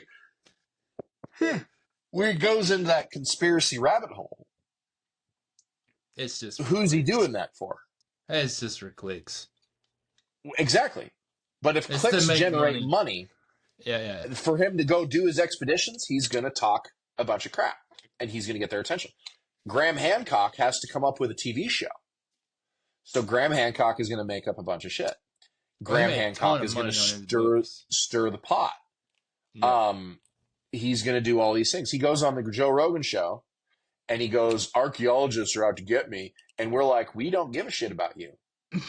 But the fact that we don't give But he's got Joe him, Rogan repeating but him. he's got Joe Rogan bring him on repeatedly and stuff. But see, the thing is that he's convinced Joe Rogan that archaeologists don't like him. Look, Right. they don't like me, and they don't like me because it's not because I'm an asshole and I completely dismiss everything they do and I disrespect them immensely. It's And because every they other don't word they in his yeah, series. it's not because they don't like me because of that. They don't like me because I'm telling them how to do their jobs and that they're not it's But he's not qualified. he's not qualified. He's not qualified and he doesn't know the first thing about it. I don't know Imagine if me you walking into watched. Harvard and telling them to throw out their history books. Me with I'm finishing up a BA. It's like, come on, man. That's and the thing is that any properly trained academic, if you walked in and said, uh, you know, the Just Romans the didn't, oh, go ahead. the Romans didn't build Hadrian's Wall. If you walk in and say that to somebody, here's the history. You're going to I'm say gonna this call is the you an actual history. idiot. I'm gonna call you an idiot. Well, I'm sure there's people in academia that would, but if you said, "Hey, this is why I think that. Here's the evidence," Yeah, they're going to look at I'd it. They're going to listen. consider it. Yeah, They're going to be I would like, "Well, listen this to you. is interesting. This could be. What else you got?" You stand outside and say that the history department doesn't like you because they don't want you to know the truth. And Yeah, we're going to be that's the history department's going to be like, "Who is this joke?" So the yeah. I mean, there's situation with literally it. Literally is. It's not that they don't like him. I mean, which they. Well, we don't He's like him hard. because, He's because he talks so much trash is why they don't like well, him. I mean, we yeah, don't and like him that's because of his and it's years of this. It's since the not. 80s. It's Oh, been since the 80s. since the '90s. In the '80s, he wrote a book. He wrote a book in the '80s, one That's that what was I'm. very good, Yeah, yeah, that yeah. was about AIDS. Yes. And nobody read it because in the '80s, No. the height of the AIDS epidemic, nobody's wanting to read No. depressing, ugly stuff about AIDS. No. People are dying, And he comes up with this idea that's incredibly culturally insensitive, is extremely incorrect. It's highly dubious, and people are calling him out for the reasons that you challenge other academics. There's the reason why, and like it's funny he compares himself to Galileo. Galileo was not being challenged by other academics; he's being challenged by the church, who had an agenda. Okay, That's a lot um, different. That's it's a big lot. different. Now, That's a lot different. if And that was y- you 500 know, years ago. somebody showing up saying,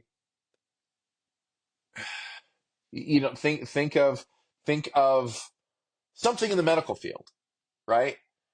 Eating cucumbers lowers your chances for kidney stones.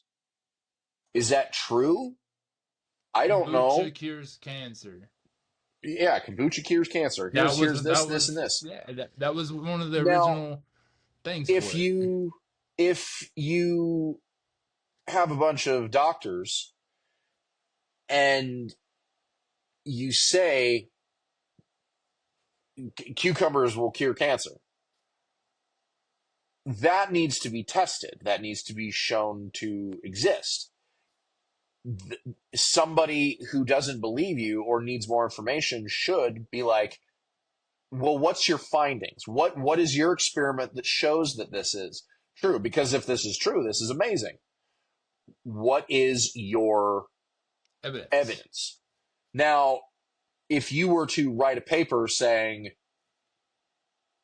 cucumbers cure cancer, and you just put it out there without having other doctors look at it and confirm that your work isn't biased and confirm that the tests have been done correctly, what if somebody eats a bunch of cucumbers and dies because you can only eat 10 cucumbers a week and they eats 20 and he dies because he thinks what you said is true? Right. That's Well, bad. it's Now, it's like the water that is like overly purified to the point where it doesn't have anything in it. yeah, If you drink too much, it will kill you of dehydration. yeah, ironically enough. Because yeah, yeah, and so it's like yeah, Now, now the thing with the in this case with Graham. He's Graham, doing that to people's history. So his idea is yeah, that it we basically or something from the sky or the white god, but there was some sort of almost divine being going around giving everybody this culture. it's not even that. It's his hypothesis isn't very divine. If you look at the brass tacks of it, it's not very divine. It's not aliens. No, yeah, It yeah. is just He it's just an touches it, but advanced civilization, and yeah, it's the savage people who mistake this advanced civilization for being godlike. That right. is the insulting, dismissive, incredibly racially driven Well, the because he believes that, message. yeah, and people in his circle, I won't say him because I've never heard him directly say it. So people in his circle, um, a lot of them believe that like Native Americans were living like the Stone Age whenever Americans showed up, and that they were these just wild, Where? uncivilized. No, they don't have any cultures, no What is the definition cities. of They're all civilization? Yeah, You and know, so there is a problem with that well, because one is that they had cities that had up to four that were bigger than London. yeah. If you just want to talk about that, I mean, okay, Well, how about argument the ended. Spaniards showing up to a Mexica city, showing Right. up to Teotihuacan, and it rivals the size of Madrid and the infrastructure of Venice. Yep. It's connected by canals. It has you know it's got The Amazon before smallpox. it yeah. The thing the thing that so a lot of the problem with the Graham Hancock stuff How comes does it? back Yeah. to How does it directly affect the indigenous history part, like indigenous peoples? aside from just fucking trying to erase it Yes. immense. So this is this is where it's going to get painful for some people because they don't want to acknowledge it. I, The evolution of the United States is a bloody story, and it is not happy go lucky. It is not this. It's not this grand thing. It's this is a stolen landscape. This is a colonized landscape that your ancestors, my ancestors, we're not from here. hey, I'm a London. Um, the the the At least part of me is from here. well, there you go. The thing is though is that when you have a history that tells you your background, your people, you were capable of great things, that is something that you want to hold on to because that is an identity that gives you power, right? Oh yeah. Oh, I mean, when you think of Taking the that Picts away, and then yeah, oh yeah, taking that away is one of the things that colonialism does.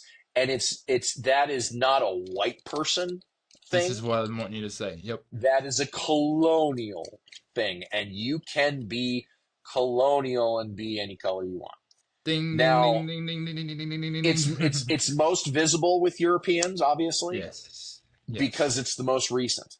Well, But yeah. I guarantee you, you go to Asia, I guarantee you go to the Middle East, that you can see it in the archaeological records there where peoples who had distinct cultures were brought under the thumb of somebody else. Well, And before those the distinct Arabic, I mean, before the African slave trade, there was an Arabic slave trade. oh, there's slave trade everywhere.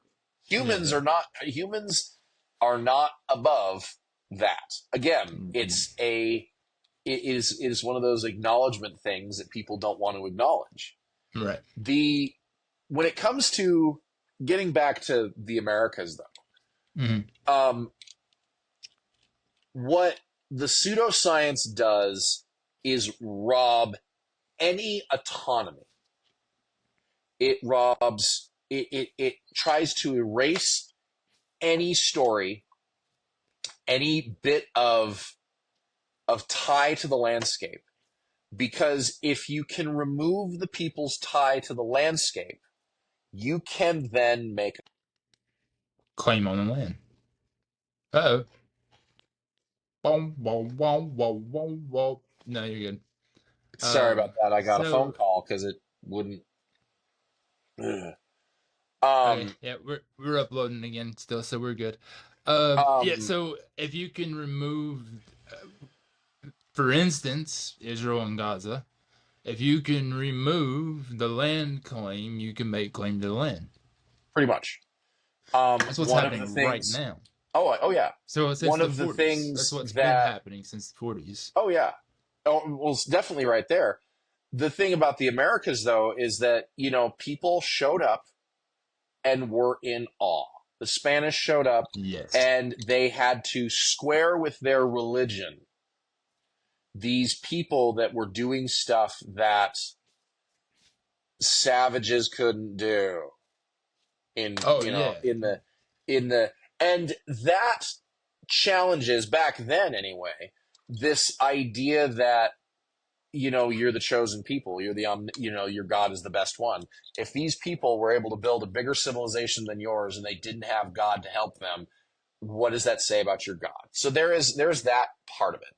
The other thing is, though, is that if Yeah. you have people who are so obviously your equals, it doesn't matter if they're using arrows instead of guns. It really doesn't. But if you have people who are so obviously your equals, what is your justification for treating them like you treat them? The idea that, oh, they're on this Yeah. landscape and they didn't actually do this. They owe us something because a white person taught them, or they moved in. What You did we don't have say? to treat them kindly. You That don't makes have me to so treat them with mad. acknowledgement. The The only reason we survived is them. Yeah, I know it. The thing that really is an issue is that Graham Hancock's stuff is out there. It's very popular, and it's continuing to postulate and push this incorrect narrative. People who latch on to that narrative are the ones who will use that narrative to push their own games now, or their own messages. Now, Yeah. there's I've talked about the Kennewick Man before in my content online, but there was a point in the And legal you battles. have a Clovis is dead playlist on your TikTok. I do. I have Clovis culture is dead. I've got a couple of those. But in the Kennewick Man Hmm. case, an individual was found near Kennewick, Washington in the mid 90s. A facial reconstruction was done. Now, there's a massive bunch of this that we're going to ignore for the moment. But a facial reconstruction was done, and the facial reconstruction looked like Patrick Stewart, right? And there were a lot of Yes. people that had something to say about that, including a white supremacy group in Minnesota tried to claim Kennewick Man as an ancestor so they could say that Europeans were the first ones to the Americas and we took this Yeah. land away from people who stole it from us in the first place, which Yeah. is incorrect. But if you notice, it's a bunch of white people saying bad things about not white people in an effort to justify how they treat not white people. In Manchester, Kentucky, there is this giant stone. And it's very cool. Manchester still puts it on display like it's an archaeological find, but it's very clearly man-made Yeah, because like the inscriptions, but basically it's a fake Rosetta Stone. sure. There's languages from all over the world. There's white. There's all these, there's Egyptology. I think there's Egyptology on it. There's Cherokee. None of it matches how those people groups Would speak. inscribed their Yeah. words, and No, none somebody of just it literally went like, dated. nah. Yeah, none of it dated.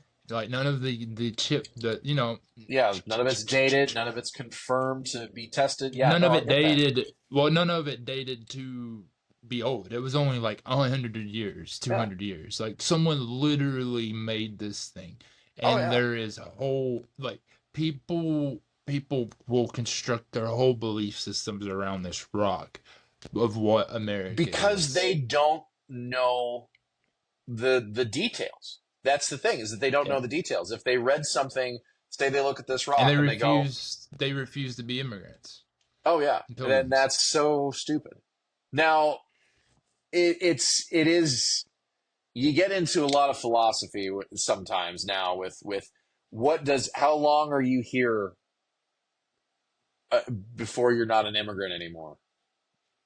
Which is not, If you it's not a viable question. One, if two. you don't live on a reservation Well, or you're not directly it's indigenous, well. See, that's the thing, though, is people out there want an actual answer to that question.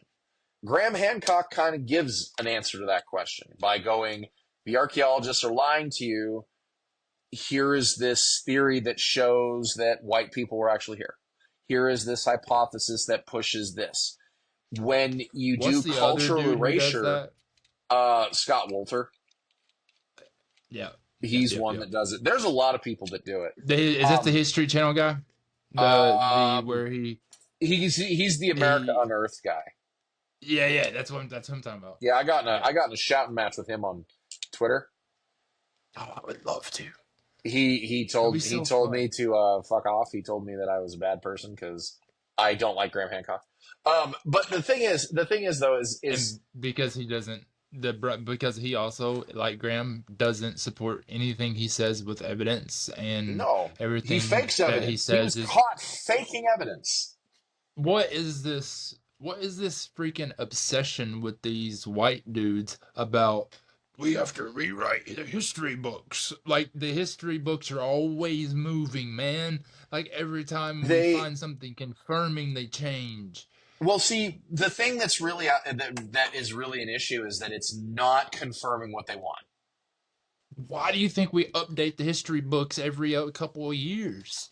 because the history changes and history needs to be updated. Exactly. But see, here's the problem. Here is the problem, and I said this in a video the other day. Um, Histories can be faked. Histories can be altered to show a narrative that you want. Now, Yes. um, and I think you asked me this question in the last time we talked, or a variant of um, archaeology does not need history nearly as much as history needs archaeology. And when it comes to archaeology, if you have a history of an area that is fraudulent, the archaeology will show that that documentation is incorrect. You I know, always tell people archaeologists are the true historians. well, and that's another thing. People have asked me, as a historian, can you get a job as an archaeologist? And I've said, you can not. All archaeologists are historians. Not all historians are archaeologists. Just And the like all bourbon is whiskey, but not all whiskey is is bourbon. bourbon. Exactly. Exactly. So the thing with the archaeological record, the archaeological record is something that can't be so whimsically altered like history. If Exactly. you whimsically alter it, there is evidence of the alteration. The extent of uh, how would you be able to fake an archaeological site? You'd have to make sure that every single archaeologist that looks at that site agrees with the fakery.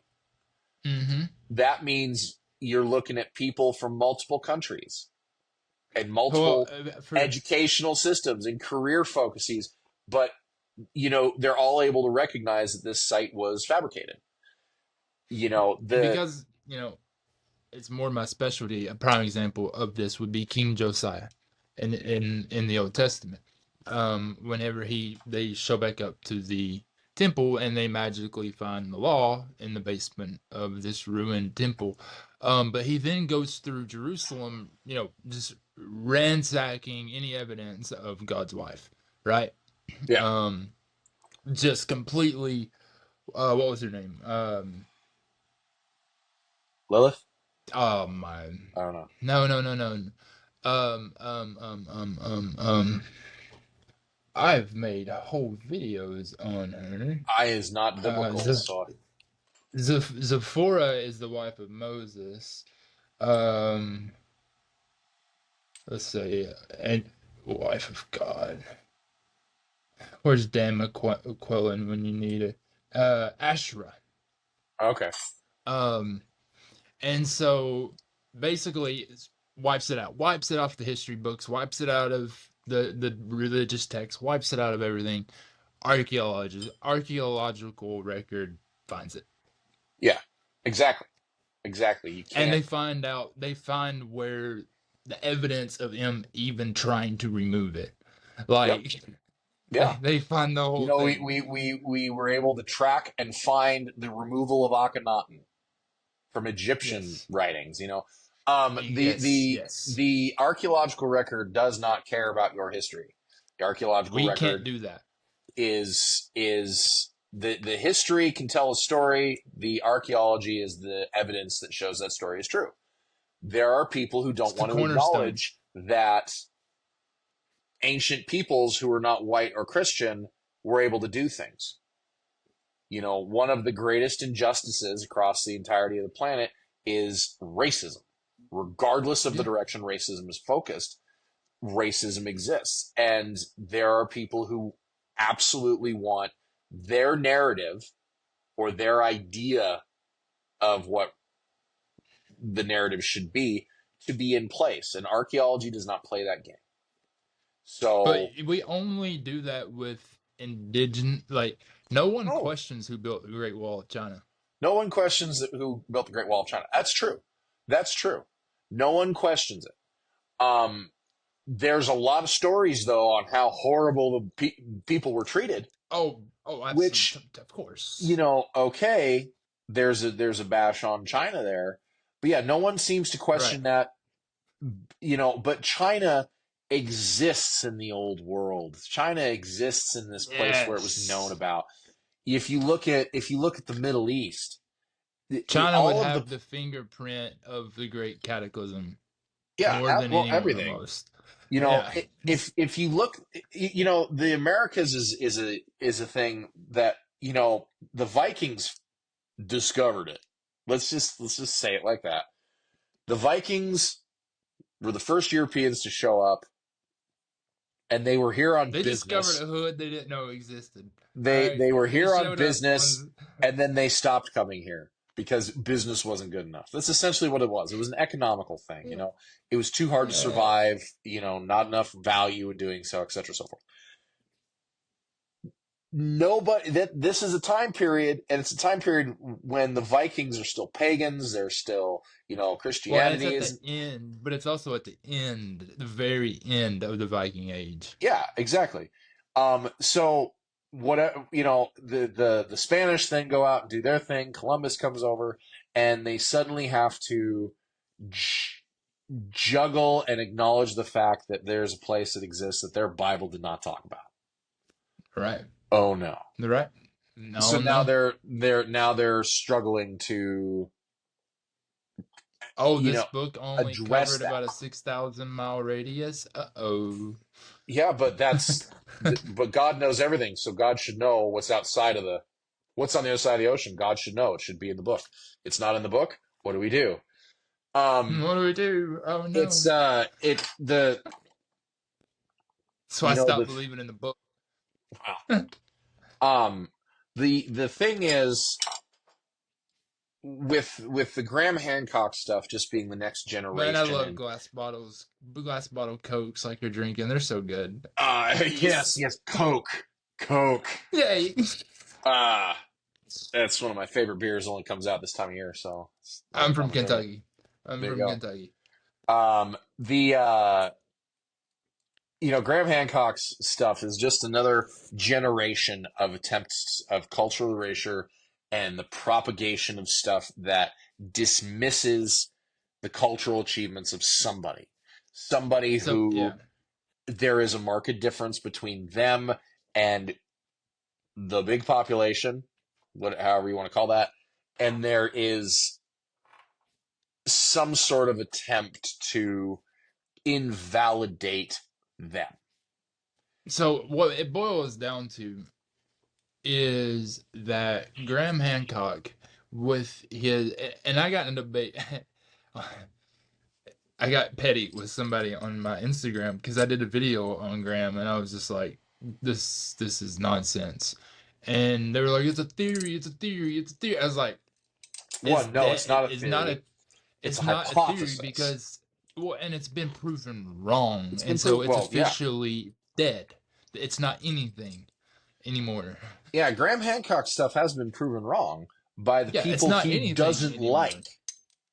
So therefore, there Once is an agenda. once it's been disproven academically completely, it's no longer anything, is it? It's a Well, conspiracy theory. uh, in his case, yes. Now, something like Clovis First.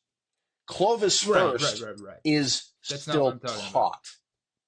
Well, but here's the thing: is that Clovis First was the hypothesis that was good for a while, and then the evidence Right. shows that it's incorrect. It Clovis shifted First, now. however, is still taught in the sense of history, It's a time period. in the sense of archaeological history. Here is Yes. this, here is As it this should be. bit of hypothesis. Here is how it changed. This is how hypotheses are created, how they're tested, and how they either fall apart or they continue going. That's all. It's a cautionary tale, the way it is taught now. It is no longer taught as Mm-mm. this is history. This is Right. proof. Well, This this is is the origins. the This is them archaeological record. arriving. This Yeah. is, yeah. Um, The land bridge. They all came at the same time, 13,000 years ago on the land yeah, bridge. and Like that's we and know that's they were incorrect. already here. Right. Now, Well, they could have been some people that came over oh, on it absolutely. still, Absolutely. but There's that there was also some already people that could have come over on the just Kelp like the Highway in Vikings little did. boats. There's also people who could have walked across the Mammoth Steppe. Animals walked Yep. back and forth. Humans The most certainly could freaking have too. the freaking horse, the giraffe, the The zebra, horse, the the lion, camels. Yeah, camels, they all evolved here, yeah, but they they're in did. Africa. Yeah. It's And so yeah. There's things moved, is what I'm things saying. move. Yeah. Now, I mean, the Graham. Here's the end all be all of Graham Hancock. It makes him money. Well, and this is what I was going to say, and my ADHD medicine has worn off at this point because I took it at like 6 a.m. But Graham, what it seems like his point, his hidden point, is that it's not that the indigenous people hasn't been here that long, or or anything like that. But his point is that there's something that happened that wiped out the Great White Messenger, the Great White Civilization, the Great White Teacher, the Great White Hmm. Hope, the Great White this, Whatever. however you want to describe it.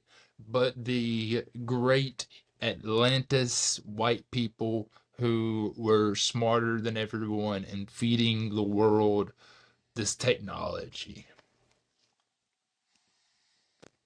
and either That's, disappeared into the ocean or now are living underground. I guess. That's the thing that makes him money.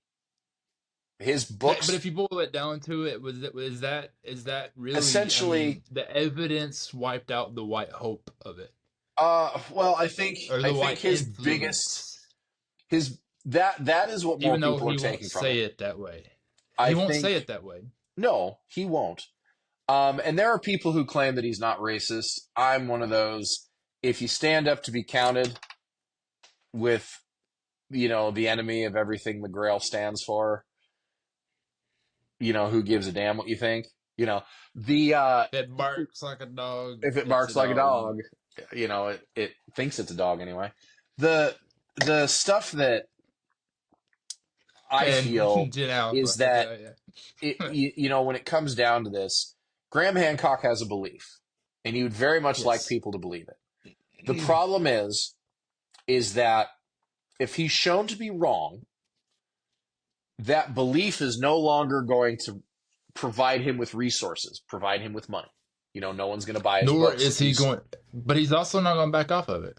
no. Well, see, here's the thing: is that he's not going to back off on it because if he backs off on it, he's not gonna get paid.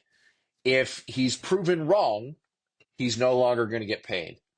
If he's proven right, he's no longer going to get paid. Right. One of the things that I've said this before. Graham Hancock is a rich British guy. There's so many It any of was these it people was that I want to throw out another name. this translates into the He's 100 years Scottish, by the ago. way. I don't care. He's a rich British guy. It was tradition for rich British Thank you for people not claiming him to my people. to finance exploration. It was rich people financed the exploration and the expeditions that found stuff like King Tut. You know, Right. explored I the am. jungles, all this stuff. Now, Yes. why doesn't Graham Hancock spend some of that money he's got to send a bunch of archaeologists to the place where archaeologists have never gone? He literally says, my evidence is where the archaeologists don't go. Why don't you send some And he doesn't archaeologists go there. there to go or to find it? He Why doesn't he go? Why doesn't he what he gather does up? in season what he Well, does in season 2 is he goes to all the sites that the archaeologists have already went and I done and know. put all their information about, and then he's like, they don't accept it, and I'm like, what the?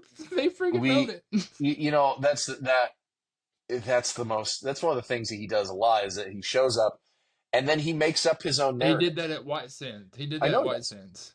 Yeah. Yeah. Well, he did that in Malta.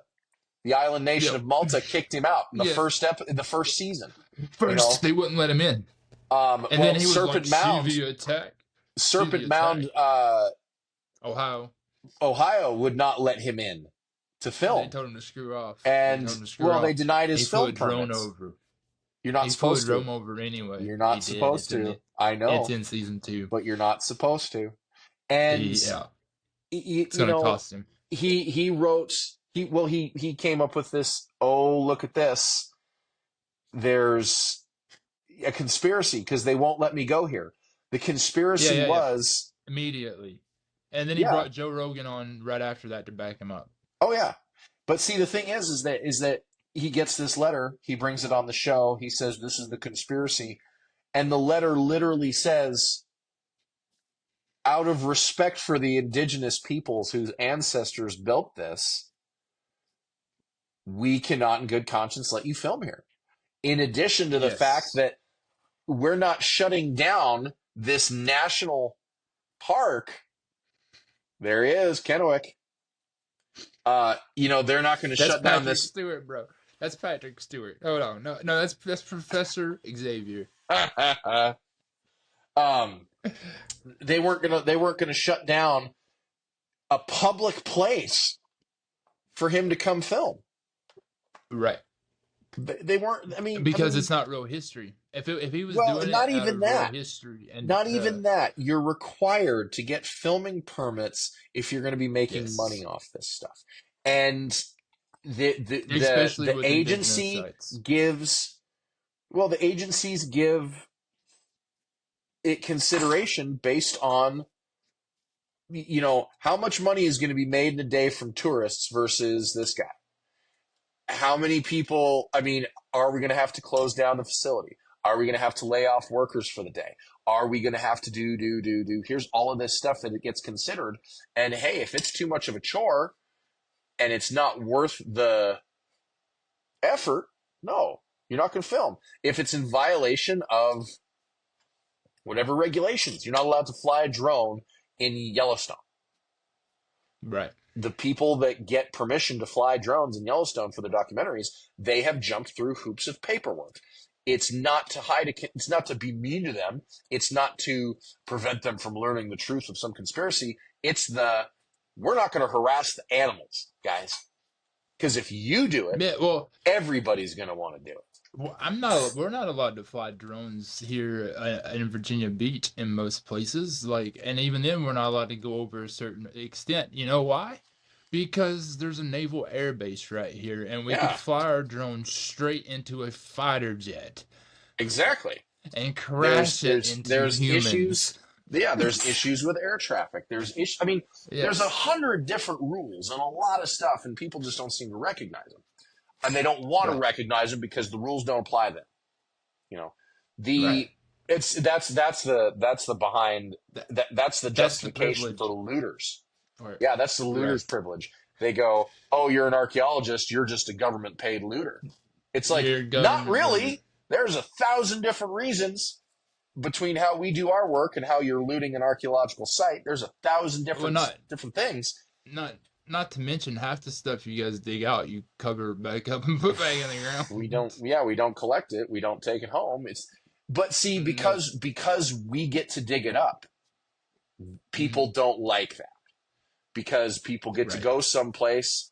and fly their drone. Other people who can't do that don't like that. So they come up with some sort of thing. In Graham Hancock's case, there was a lot of reasons why, legitimate reasons, why he didn't get to go to the Serpent Mound. He used that as drama in his show. Yep. He also put it on his website and doxed the work contact information for the lady at the Park Service. Yep. And she no longer works there because of the harassment. And I know that because I reached out asking, can I ask you how harassed you've been? I'm sorry for harassing you. And I got an email back from someone, not her, saying, we can't talk about that. I will just say that, yes, we have heard from Graham Hancock's people. You know, so in the end, Graham Hancock makes a lot of money. There's a place in Mexico that denied him too. I can't remember it was in season 1 though. He went to go. Well, in season 1, he went to a site with a white supremacist. Yes. Who literally pushes the idea that, you know, white people were in the Americas first and indigenous people. Forgot about that. Yeah. So, again, but it's drama. It's drama. It drums up some thinking points. It gets people paying attention more. And I've talked about this in my content. It's to get you to buy something off the commercials. The shows are not there to really educate you. Graham Hancock is going to lose money if we prove him wrong, beyond a shadow of doubt, which we've done. But he's making drama happen. He's got a show. He's making drama happen, and people are watching it. If he's proven right, people are going to get bored of it. He's not going to be able to have a show anymore that has drama and suspicion and blah, blah, blah. So he's going to lose out on his meal ticket. And he won't do the work himself because if he's proved wrong or proved right, he's going to lose his meal ticket. So like Ancient Aliens, like Oak Island, like a lot of these, you know, the race car shows on like Discovery and stuff, there's lots of manufactured stuff in there to keep your attention. Yes. There's lots of of language and film cutting and stuff that makes it seem like there's more drama, seem like there's mystery, promoting this stuff that, well, you got to know what happens. You got to know what happens. And that way you're going to sit through the commercials for the Ford pickup and the laundry soap and the you know, shaving cream and the pills, you know, and those themselves might be a conspiracy. You know, I've been watching this show on Amazon and I have commercials on it because Amazon, and every other episode or every other commercial is either a recruitment film for one of the military branches, which are very dynamic and cool, and you kind of want to go, well, I want to drive a submarine like that, you know, or they are medicinal pharmaceutical ads aimed at the LGBTQ community, because we have an administration coming in that's going to make all of that illegal and is going to push to remove the safeties and remove the medical stuff away from the reach of people. But here's this thing now, and if you do it now, you can get your doctor prescribed now, and maybe you can buy lots of it and stock up. Yeah, it's you see some of these commercials are really playing on social fears, social wants. On Instagram today, I saw an ad by Pharma, literally by Pharma. The ad was that negotiating medical prices has severe effects on the care of senior citizens. And I was like, BS, comments, BS. Well, the amount of stuff. Pharma put that out. Oh yeah. And so But that's what he's doing.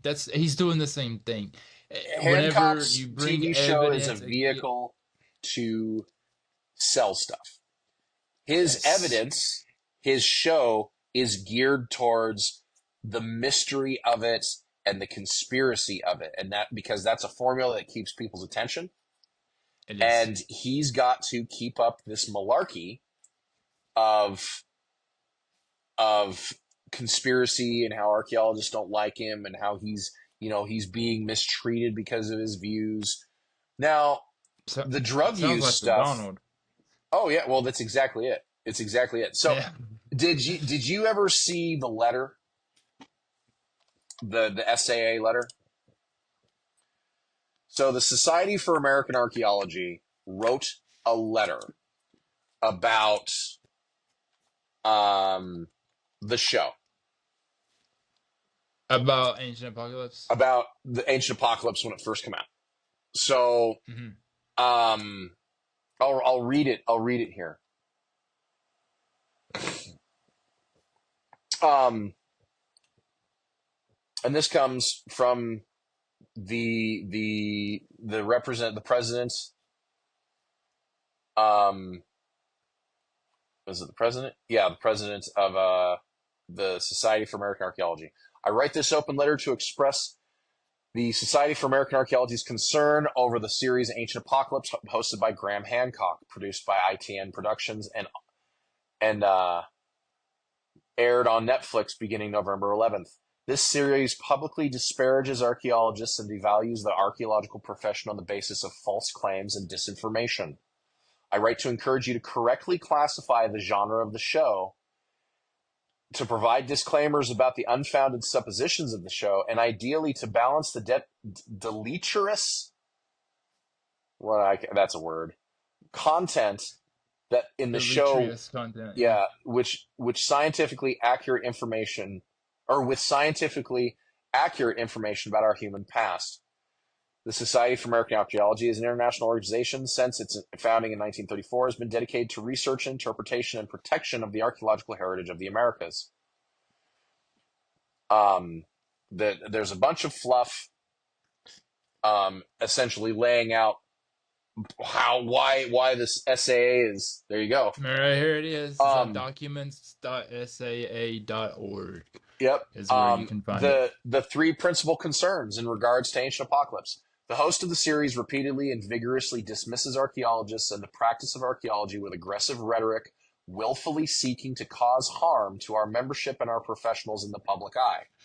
Number 2 is a big issue in my Yeah. mind, too. Netflix identifies and advertises the series as a docu-series, a Just like genre Cave that of Bones. a genre Bunch that of implies bull its crap. content is grounded in fact when the content of the show is based on false claims about archaeologists and archaeology. And the theory it presents is a long-standing association with racist, white supremacist ideologies, does injustice to indigenous peoples, and emboldens extremists. There I you have go. tried to say essentially that last sentence in the most convoluted ways throughout this thing. If you find them, feel free to cut them out No and one just can put hear this it. bit there. I know. Our efforts to combat pseudo-archaeology are not new. Archaeologists have published extensively on the flaws of unscientific theories and the dangers they pose, including several recent media interviews, opinion pieces, and social media posts addressing specific content from the show. Popular television series such as Ancient Aliens on the History Channel have promoted false claims about the past for many years. These claims frequently rob indigenous peoples for credit of their cultural heritage. However, Ancient Apocalypse is more harmful than Ancient Aliens. It not only disparages the cultures of indigenous peoples, but also carries the harm a step further by disparaging archaeologists. The combative tone of Graham Hancock damages the public's perception of archaeology. That right there is the biggest issue with him. And he Yeah, I continues it. mean, and this little piece here, like as you on page 2, as we do not always agree with each other. However, Netflix and INT Productions are actively assaulting our expert knowledge and fostering distrust of the scientific community, diminishing its credibility of its members of the public eye. Understanding our extensive and ongoing efforts of outreach and and public public education. education. Yeah, you know, that is, It's Hancock makes it says the assertion Hancock makes have a history of promoting dangerous racial thinking, and basically says it's been refuted for at least 140 years. yeah, exactly. It's not new. He's plagiarized huge amounts of his stuff. Funny that all of the people that could have something to say to support him or say, "Hey, you stole that from me," have all been dead for a long time. That's convenient. Yeah, right. The this entire thing Well, about, and these people though, like the people that like they they would have. I can't fault someone 300 years ago whenever books weren't real. no, you can't fault people Right. 150, 160, 300 years ago, whatever. You can't, because No, humans, our worldview benefits from knowing their they didn't future. have the internet. That, Right. yeah, They didn't have the internet. you know, we benefit from all the stuff that comes along after them. So Mm. Ignatius Just like Donnelly at is a 300 kook. years from now. Yeah, 300 years from now, Yeah. people are going to look at us and look at our timeline and be like, what the hell was wrong with them? Why did Oh they yeah, do, especially at this moment. right? And, why is this a thing? And Right. they're not going to be able to understand why we came up with this or whatever. Right. You know, Can you imagine what slavery of the Africans is going to sound like to someone in like 400 years?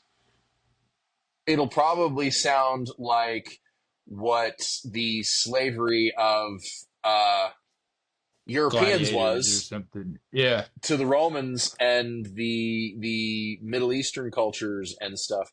The slave trade walked all the way through Eurasia and Africa for Yeah. thousands of years before the Thousands. Americas were known about. So it's people are going to look at it as this ridiculous time.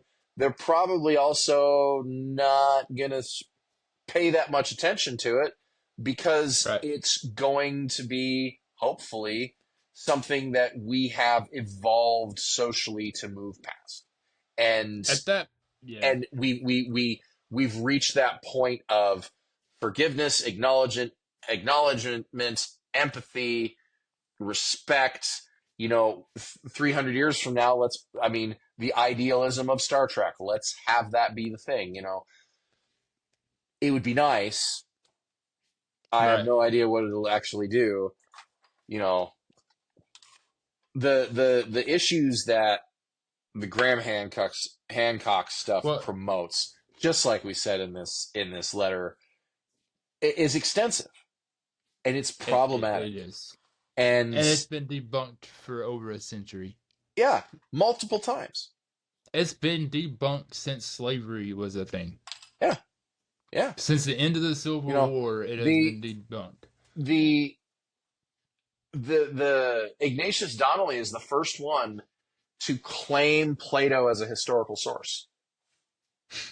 Everybody knew up until Ignatius Donnelly that it was not it was a thought game. It was not considered a historical account. It was He considered a was thought game. He flat he was a says it. theorist. He was a theorist. Yeah. Like It's he a just he was philosophical thought game. yeah. And it was written as that. It's identified as that. Plato flat describes it as that. Yes. The It wasn't until Ignatius what the night. Donnelly goes, Yeah. hey, this is actually a thing. And even then, it still took a while for it to really Yeah. catch on. But yeah, it's not until you have people like Madame Blavatsky and her seances, and Yeah. Edgar Casey, the clairvoyant, and the dolphin people, the dolphin nudist colony on the sailboat that apparently was diving on the Bimini Road, who believes in this stuff, promoting it. Now, it's mysterious, it's ethereal, it's Enya, it's very much all these things. People are interested in it. They are. The Well, I unfortunate mean, thing is people it's the same are reason. they're Hunting not willing Bigfoot. to use critical thinking. All right, Hunting Bigfoot, Ancient Aliens. These are all very popular shows. And if you look at how they go through, they conveniently move the goalpost every single They're time always something chasing. They're actually, always chasing. and that's funny is, they say, oh, archaeology or whatever doesn't accept new ideas. They do. They did in They don't 2021 with stick White with an Sand. idea. Yeah. Ancient Aliens or Graham Hancock, they don't stick with an idea.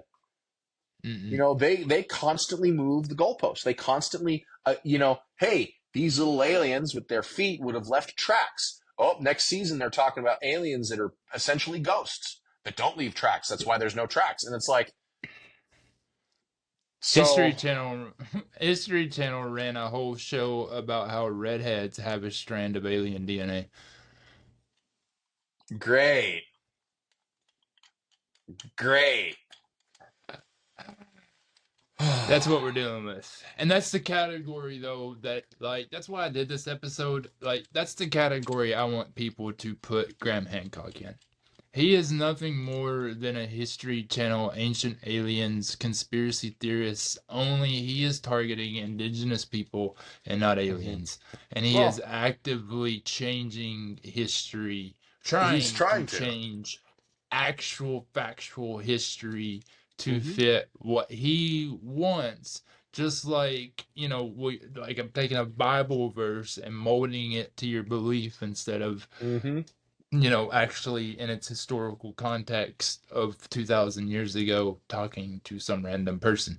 Yeah, Um, you know what I mean? So he does the same. He does the same kind of stretching he with his does. history.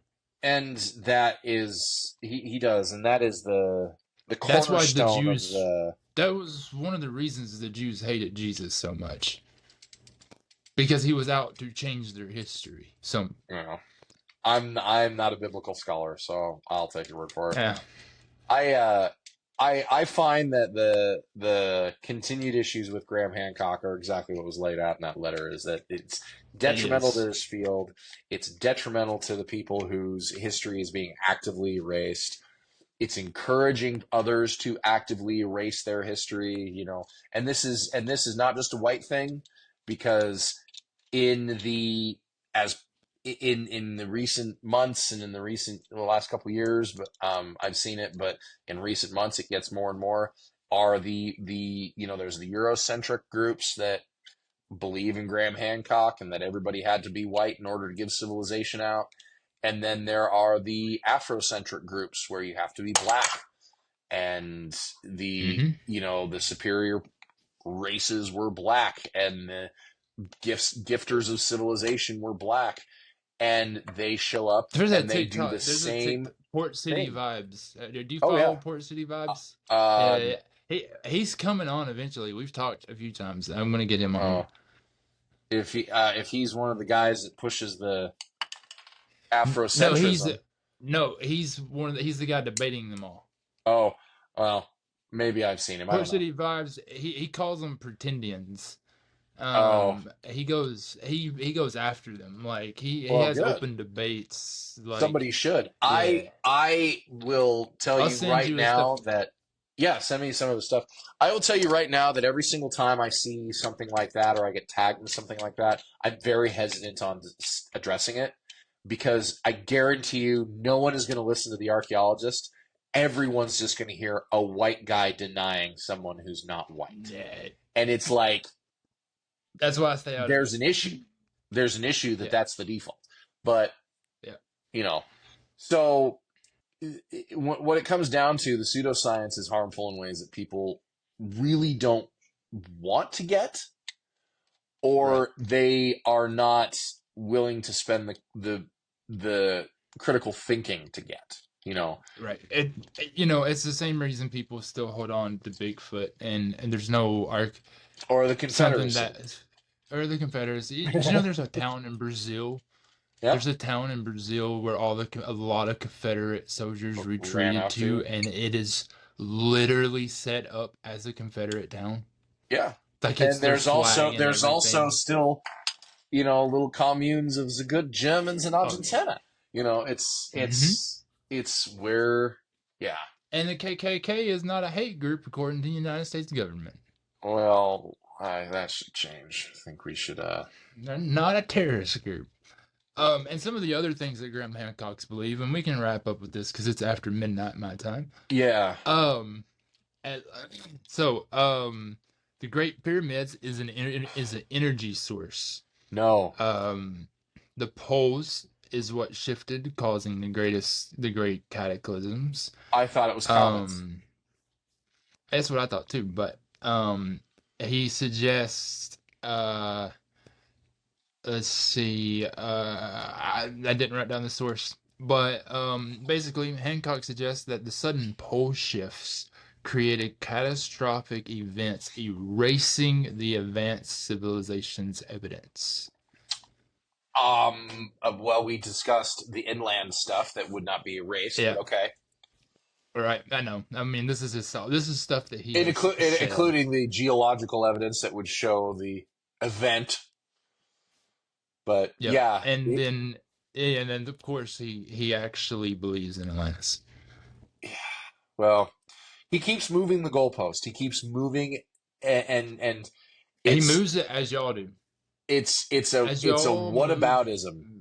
It's the Yes. whataboutism. Well, what about this? What about this? Can you attribute for this? And we're going, this isn't a thing. This doesn't exist. There's no proof of this. You haven't shown anything about this.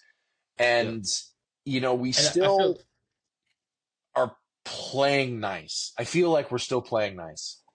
I feel like in season 2 he was on way shakier grounds He was. That's why because Keanu Reeves was on the show. yeah, yeah, but it is, and I You don't know, know that Keanu necessarily knew what he was getting into. I don't know. I don't know. All I I mean, know is he's not a that history person. He's an neither actor. is You know, Graham Hancock.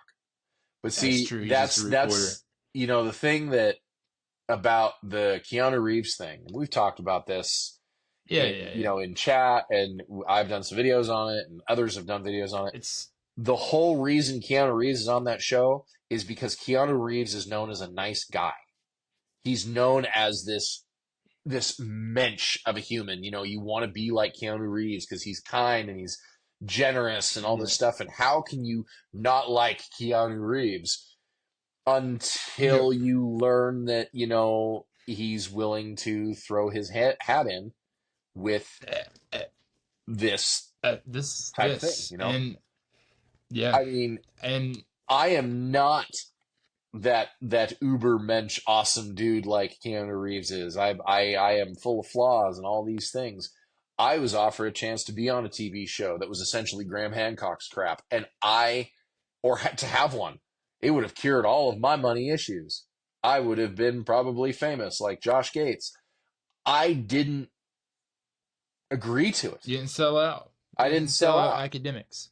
And Academics which is boring.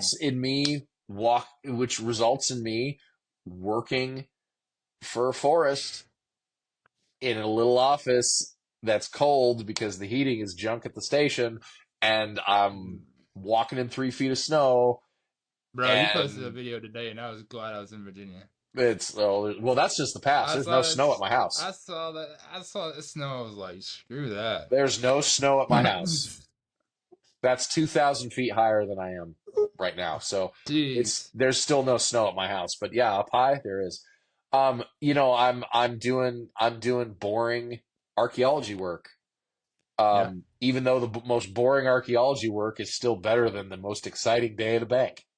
Oh, I agree. You know, I freaking agree so much. so And I wanted to, for those who watch it, I wanted to bring awareness to this. I have no idea how long we've been going. I know it's midnight, but we've been going um, 3 hours oh wow, so we did a Joe Rogan episode. Um, I mean, but the thing with a is lot like less ivermectin. And dude, what? yeah, what? There's no way they're so freaking big and there's so many stones. There's no way humans did that. Why? Why? I know. I It's like I will say that I have sent requests to be on the Joe Rogan show. He said, I've read every theory on how the pyramids were built. I'm like, really? There's over 3,600 theories. I know. I did that video. You read? Oh, did you make a video about that? I made that video. He's like, yeah, and yet I somehow don't believe that. Yeah, I don't think you've read that much, Joe, because you would be far more well spoken. I know people who aren't well spoken who read all the time. It's just, Yep. he's selling a brand too. Oh, absolutely. When it comes down to it, you got to look at where the money goes. We are a capitalist civilization. Yes. Look at where the money goes. Graham Hancock pays a lot of money for a show that absolutely hinges on this fringe stuff. So if it's not fringe, he's not getting paid. If his books aren't fringe, people aren't buying them. Right. There's lots of Did books you out there that are did you watch fantastic Cable? books Oh yeah. You got a that bunch right here. are not Graham Hancock's books, and Look. they sell far, far less. Indeed. Oh no. Don't look at this one. I got the history of Russia. Don't tie me to them. Uh-oh. You can read the Uh-oh. history of Russia. I know. You want to read if you're going to read the how-to book, How to Be Putin, that might be a concern, but Yeah. No, I was it's just laughing. Um, I mean, yeah, it's like, did you watch Cave of Bones? no, I didn't. With Lee Berger about the I did not. Homo naledi. So, and this is more of what kind of along the same, just not as culture stealing. They're walking through the cave and there's all these markings, and then we'll get off here because my low battery thing's flashing and we got to make sure this uploads. But the he's walking through the cave, and there is all these markings, and the Homo naledi are clearly in this cave, right? Like Yeah. they clearly were active in this cave. There's no denying that. But there's this old fire pit there, and he picks up like burnt material, and he goes, "Oh my God, they were cooking here." And I'm like, "Bro, there's 250,000 years between now and then that fire could have been made." Yeah. There How it do is. you know by picking that up instantly, just because it is in this cave system, that the dying star cave The system or rising star cave the system, naturally, idea would be that it is that was the that's previously been visited, and he's going off of a script based on previous expeditions. uh, and his paper got blown to shreds whenever it got released. It was bad. I didn't see He it. oh, look at the peer review on Lee Berger's Homo naledi paper. They tore him up. Well, that's the whole point of peer It review, is. That and is the point of that peer keeps you review, to doing get it good right. science. Yes. That's the It's that's the like your thing. job. It's like the boss at a construction site comes by. Sometimes he'll kick a wall down. You know why? Because you built it wrong. Yep, seen that happen. Oh yeah, my grandpa kicked my uncle's whole foundation of his house down and made him relay it. Happens. Do the job right. You're pulling the lines. You're pulling those concrete lines. Matt went and kicked it down. Anyway, thanks for coming on and Yeah, giving some thanks for having clarity me. to that. I hope it's clear. I'm I I rambled. think it is. No, we're pretty clear on it.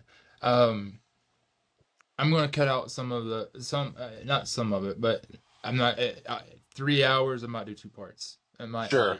Yeah, trim it up. you Do know what what I you need to mean. do, buddy. Yeah. But I'm definitely not posting it tonight because I'm taking my behind to bed. Yeah, no, go to bed. I'm gonna go and feed horses because I'm sure that's what Kiddo tried to come in here and talk to me about. So, Ah, yeah. I got it. yeah, I wish I was on Mountain Time right now. it's 10:21. I'm gonna go do chores and then I'm gonna go to bed because I have to be up at 5 a.m. So, Hey, I'll be awake. So, all no right. worries. All right, I will talk to you. What is this again? We later. might do a different subject, but we would do this again. Sounds Part good. was I'm this part down. two? Was this the second time? This is the second time I've been on, so yeah. All right. Oh man, you gotta catch up with Howard. He's got three on you. I mean, he's Well, been on three times. I He's been on better three times. we better figure out another one. We should do a trio. Yeah, we should. I'm totally That down would be that would for be doing fun. a trio. So, alrighty, That bud. would be fun. All right, we'll talk to you later. Take care, man. Night. Have a good one. Thanks. Oh, wait, don't hang up yet. Let me hit stop.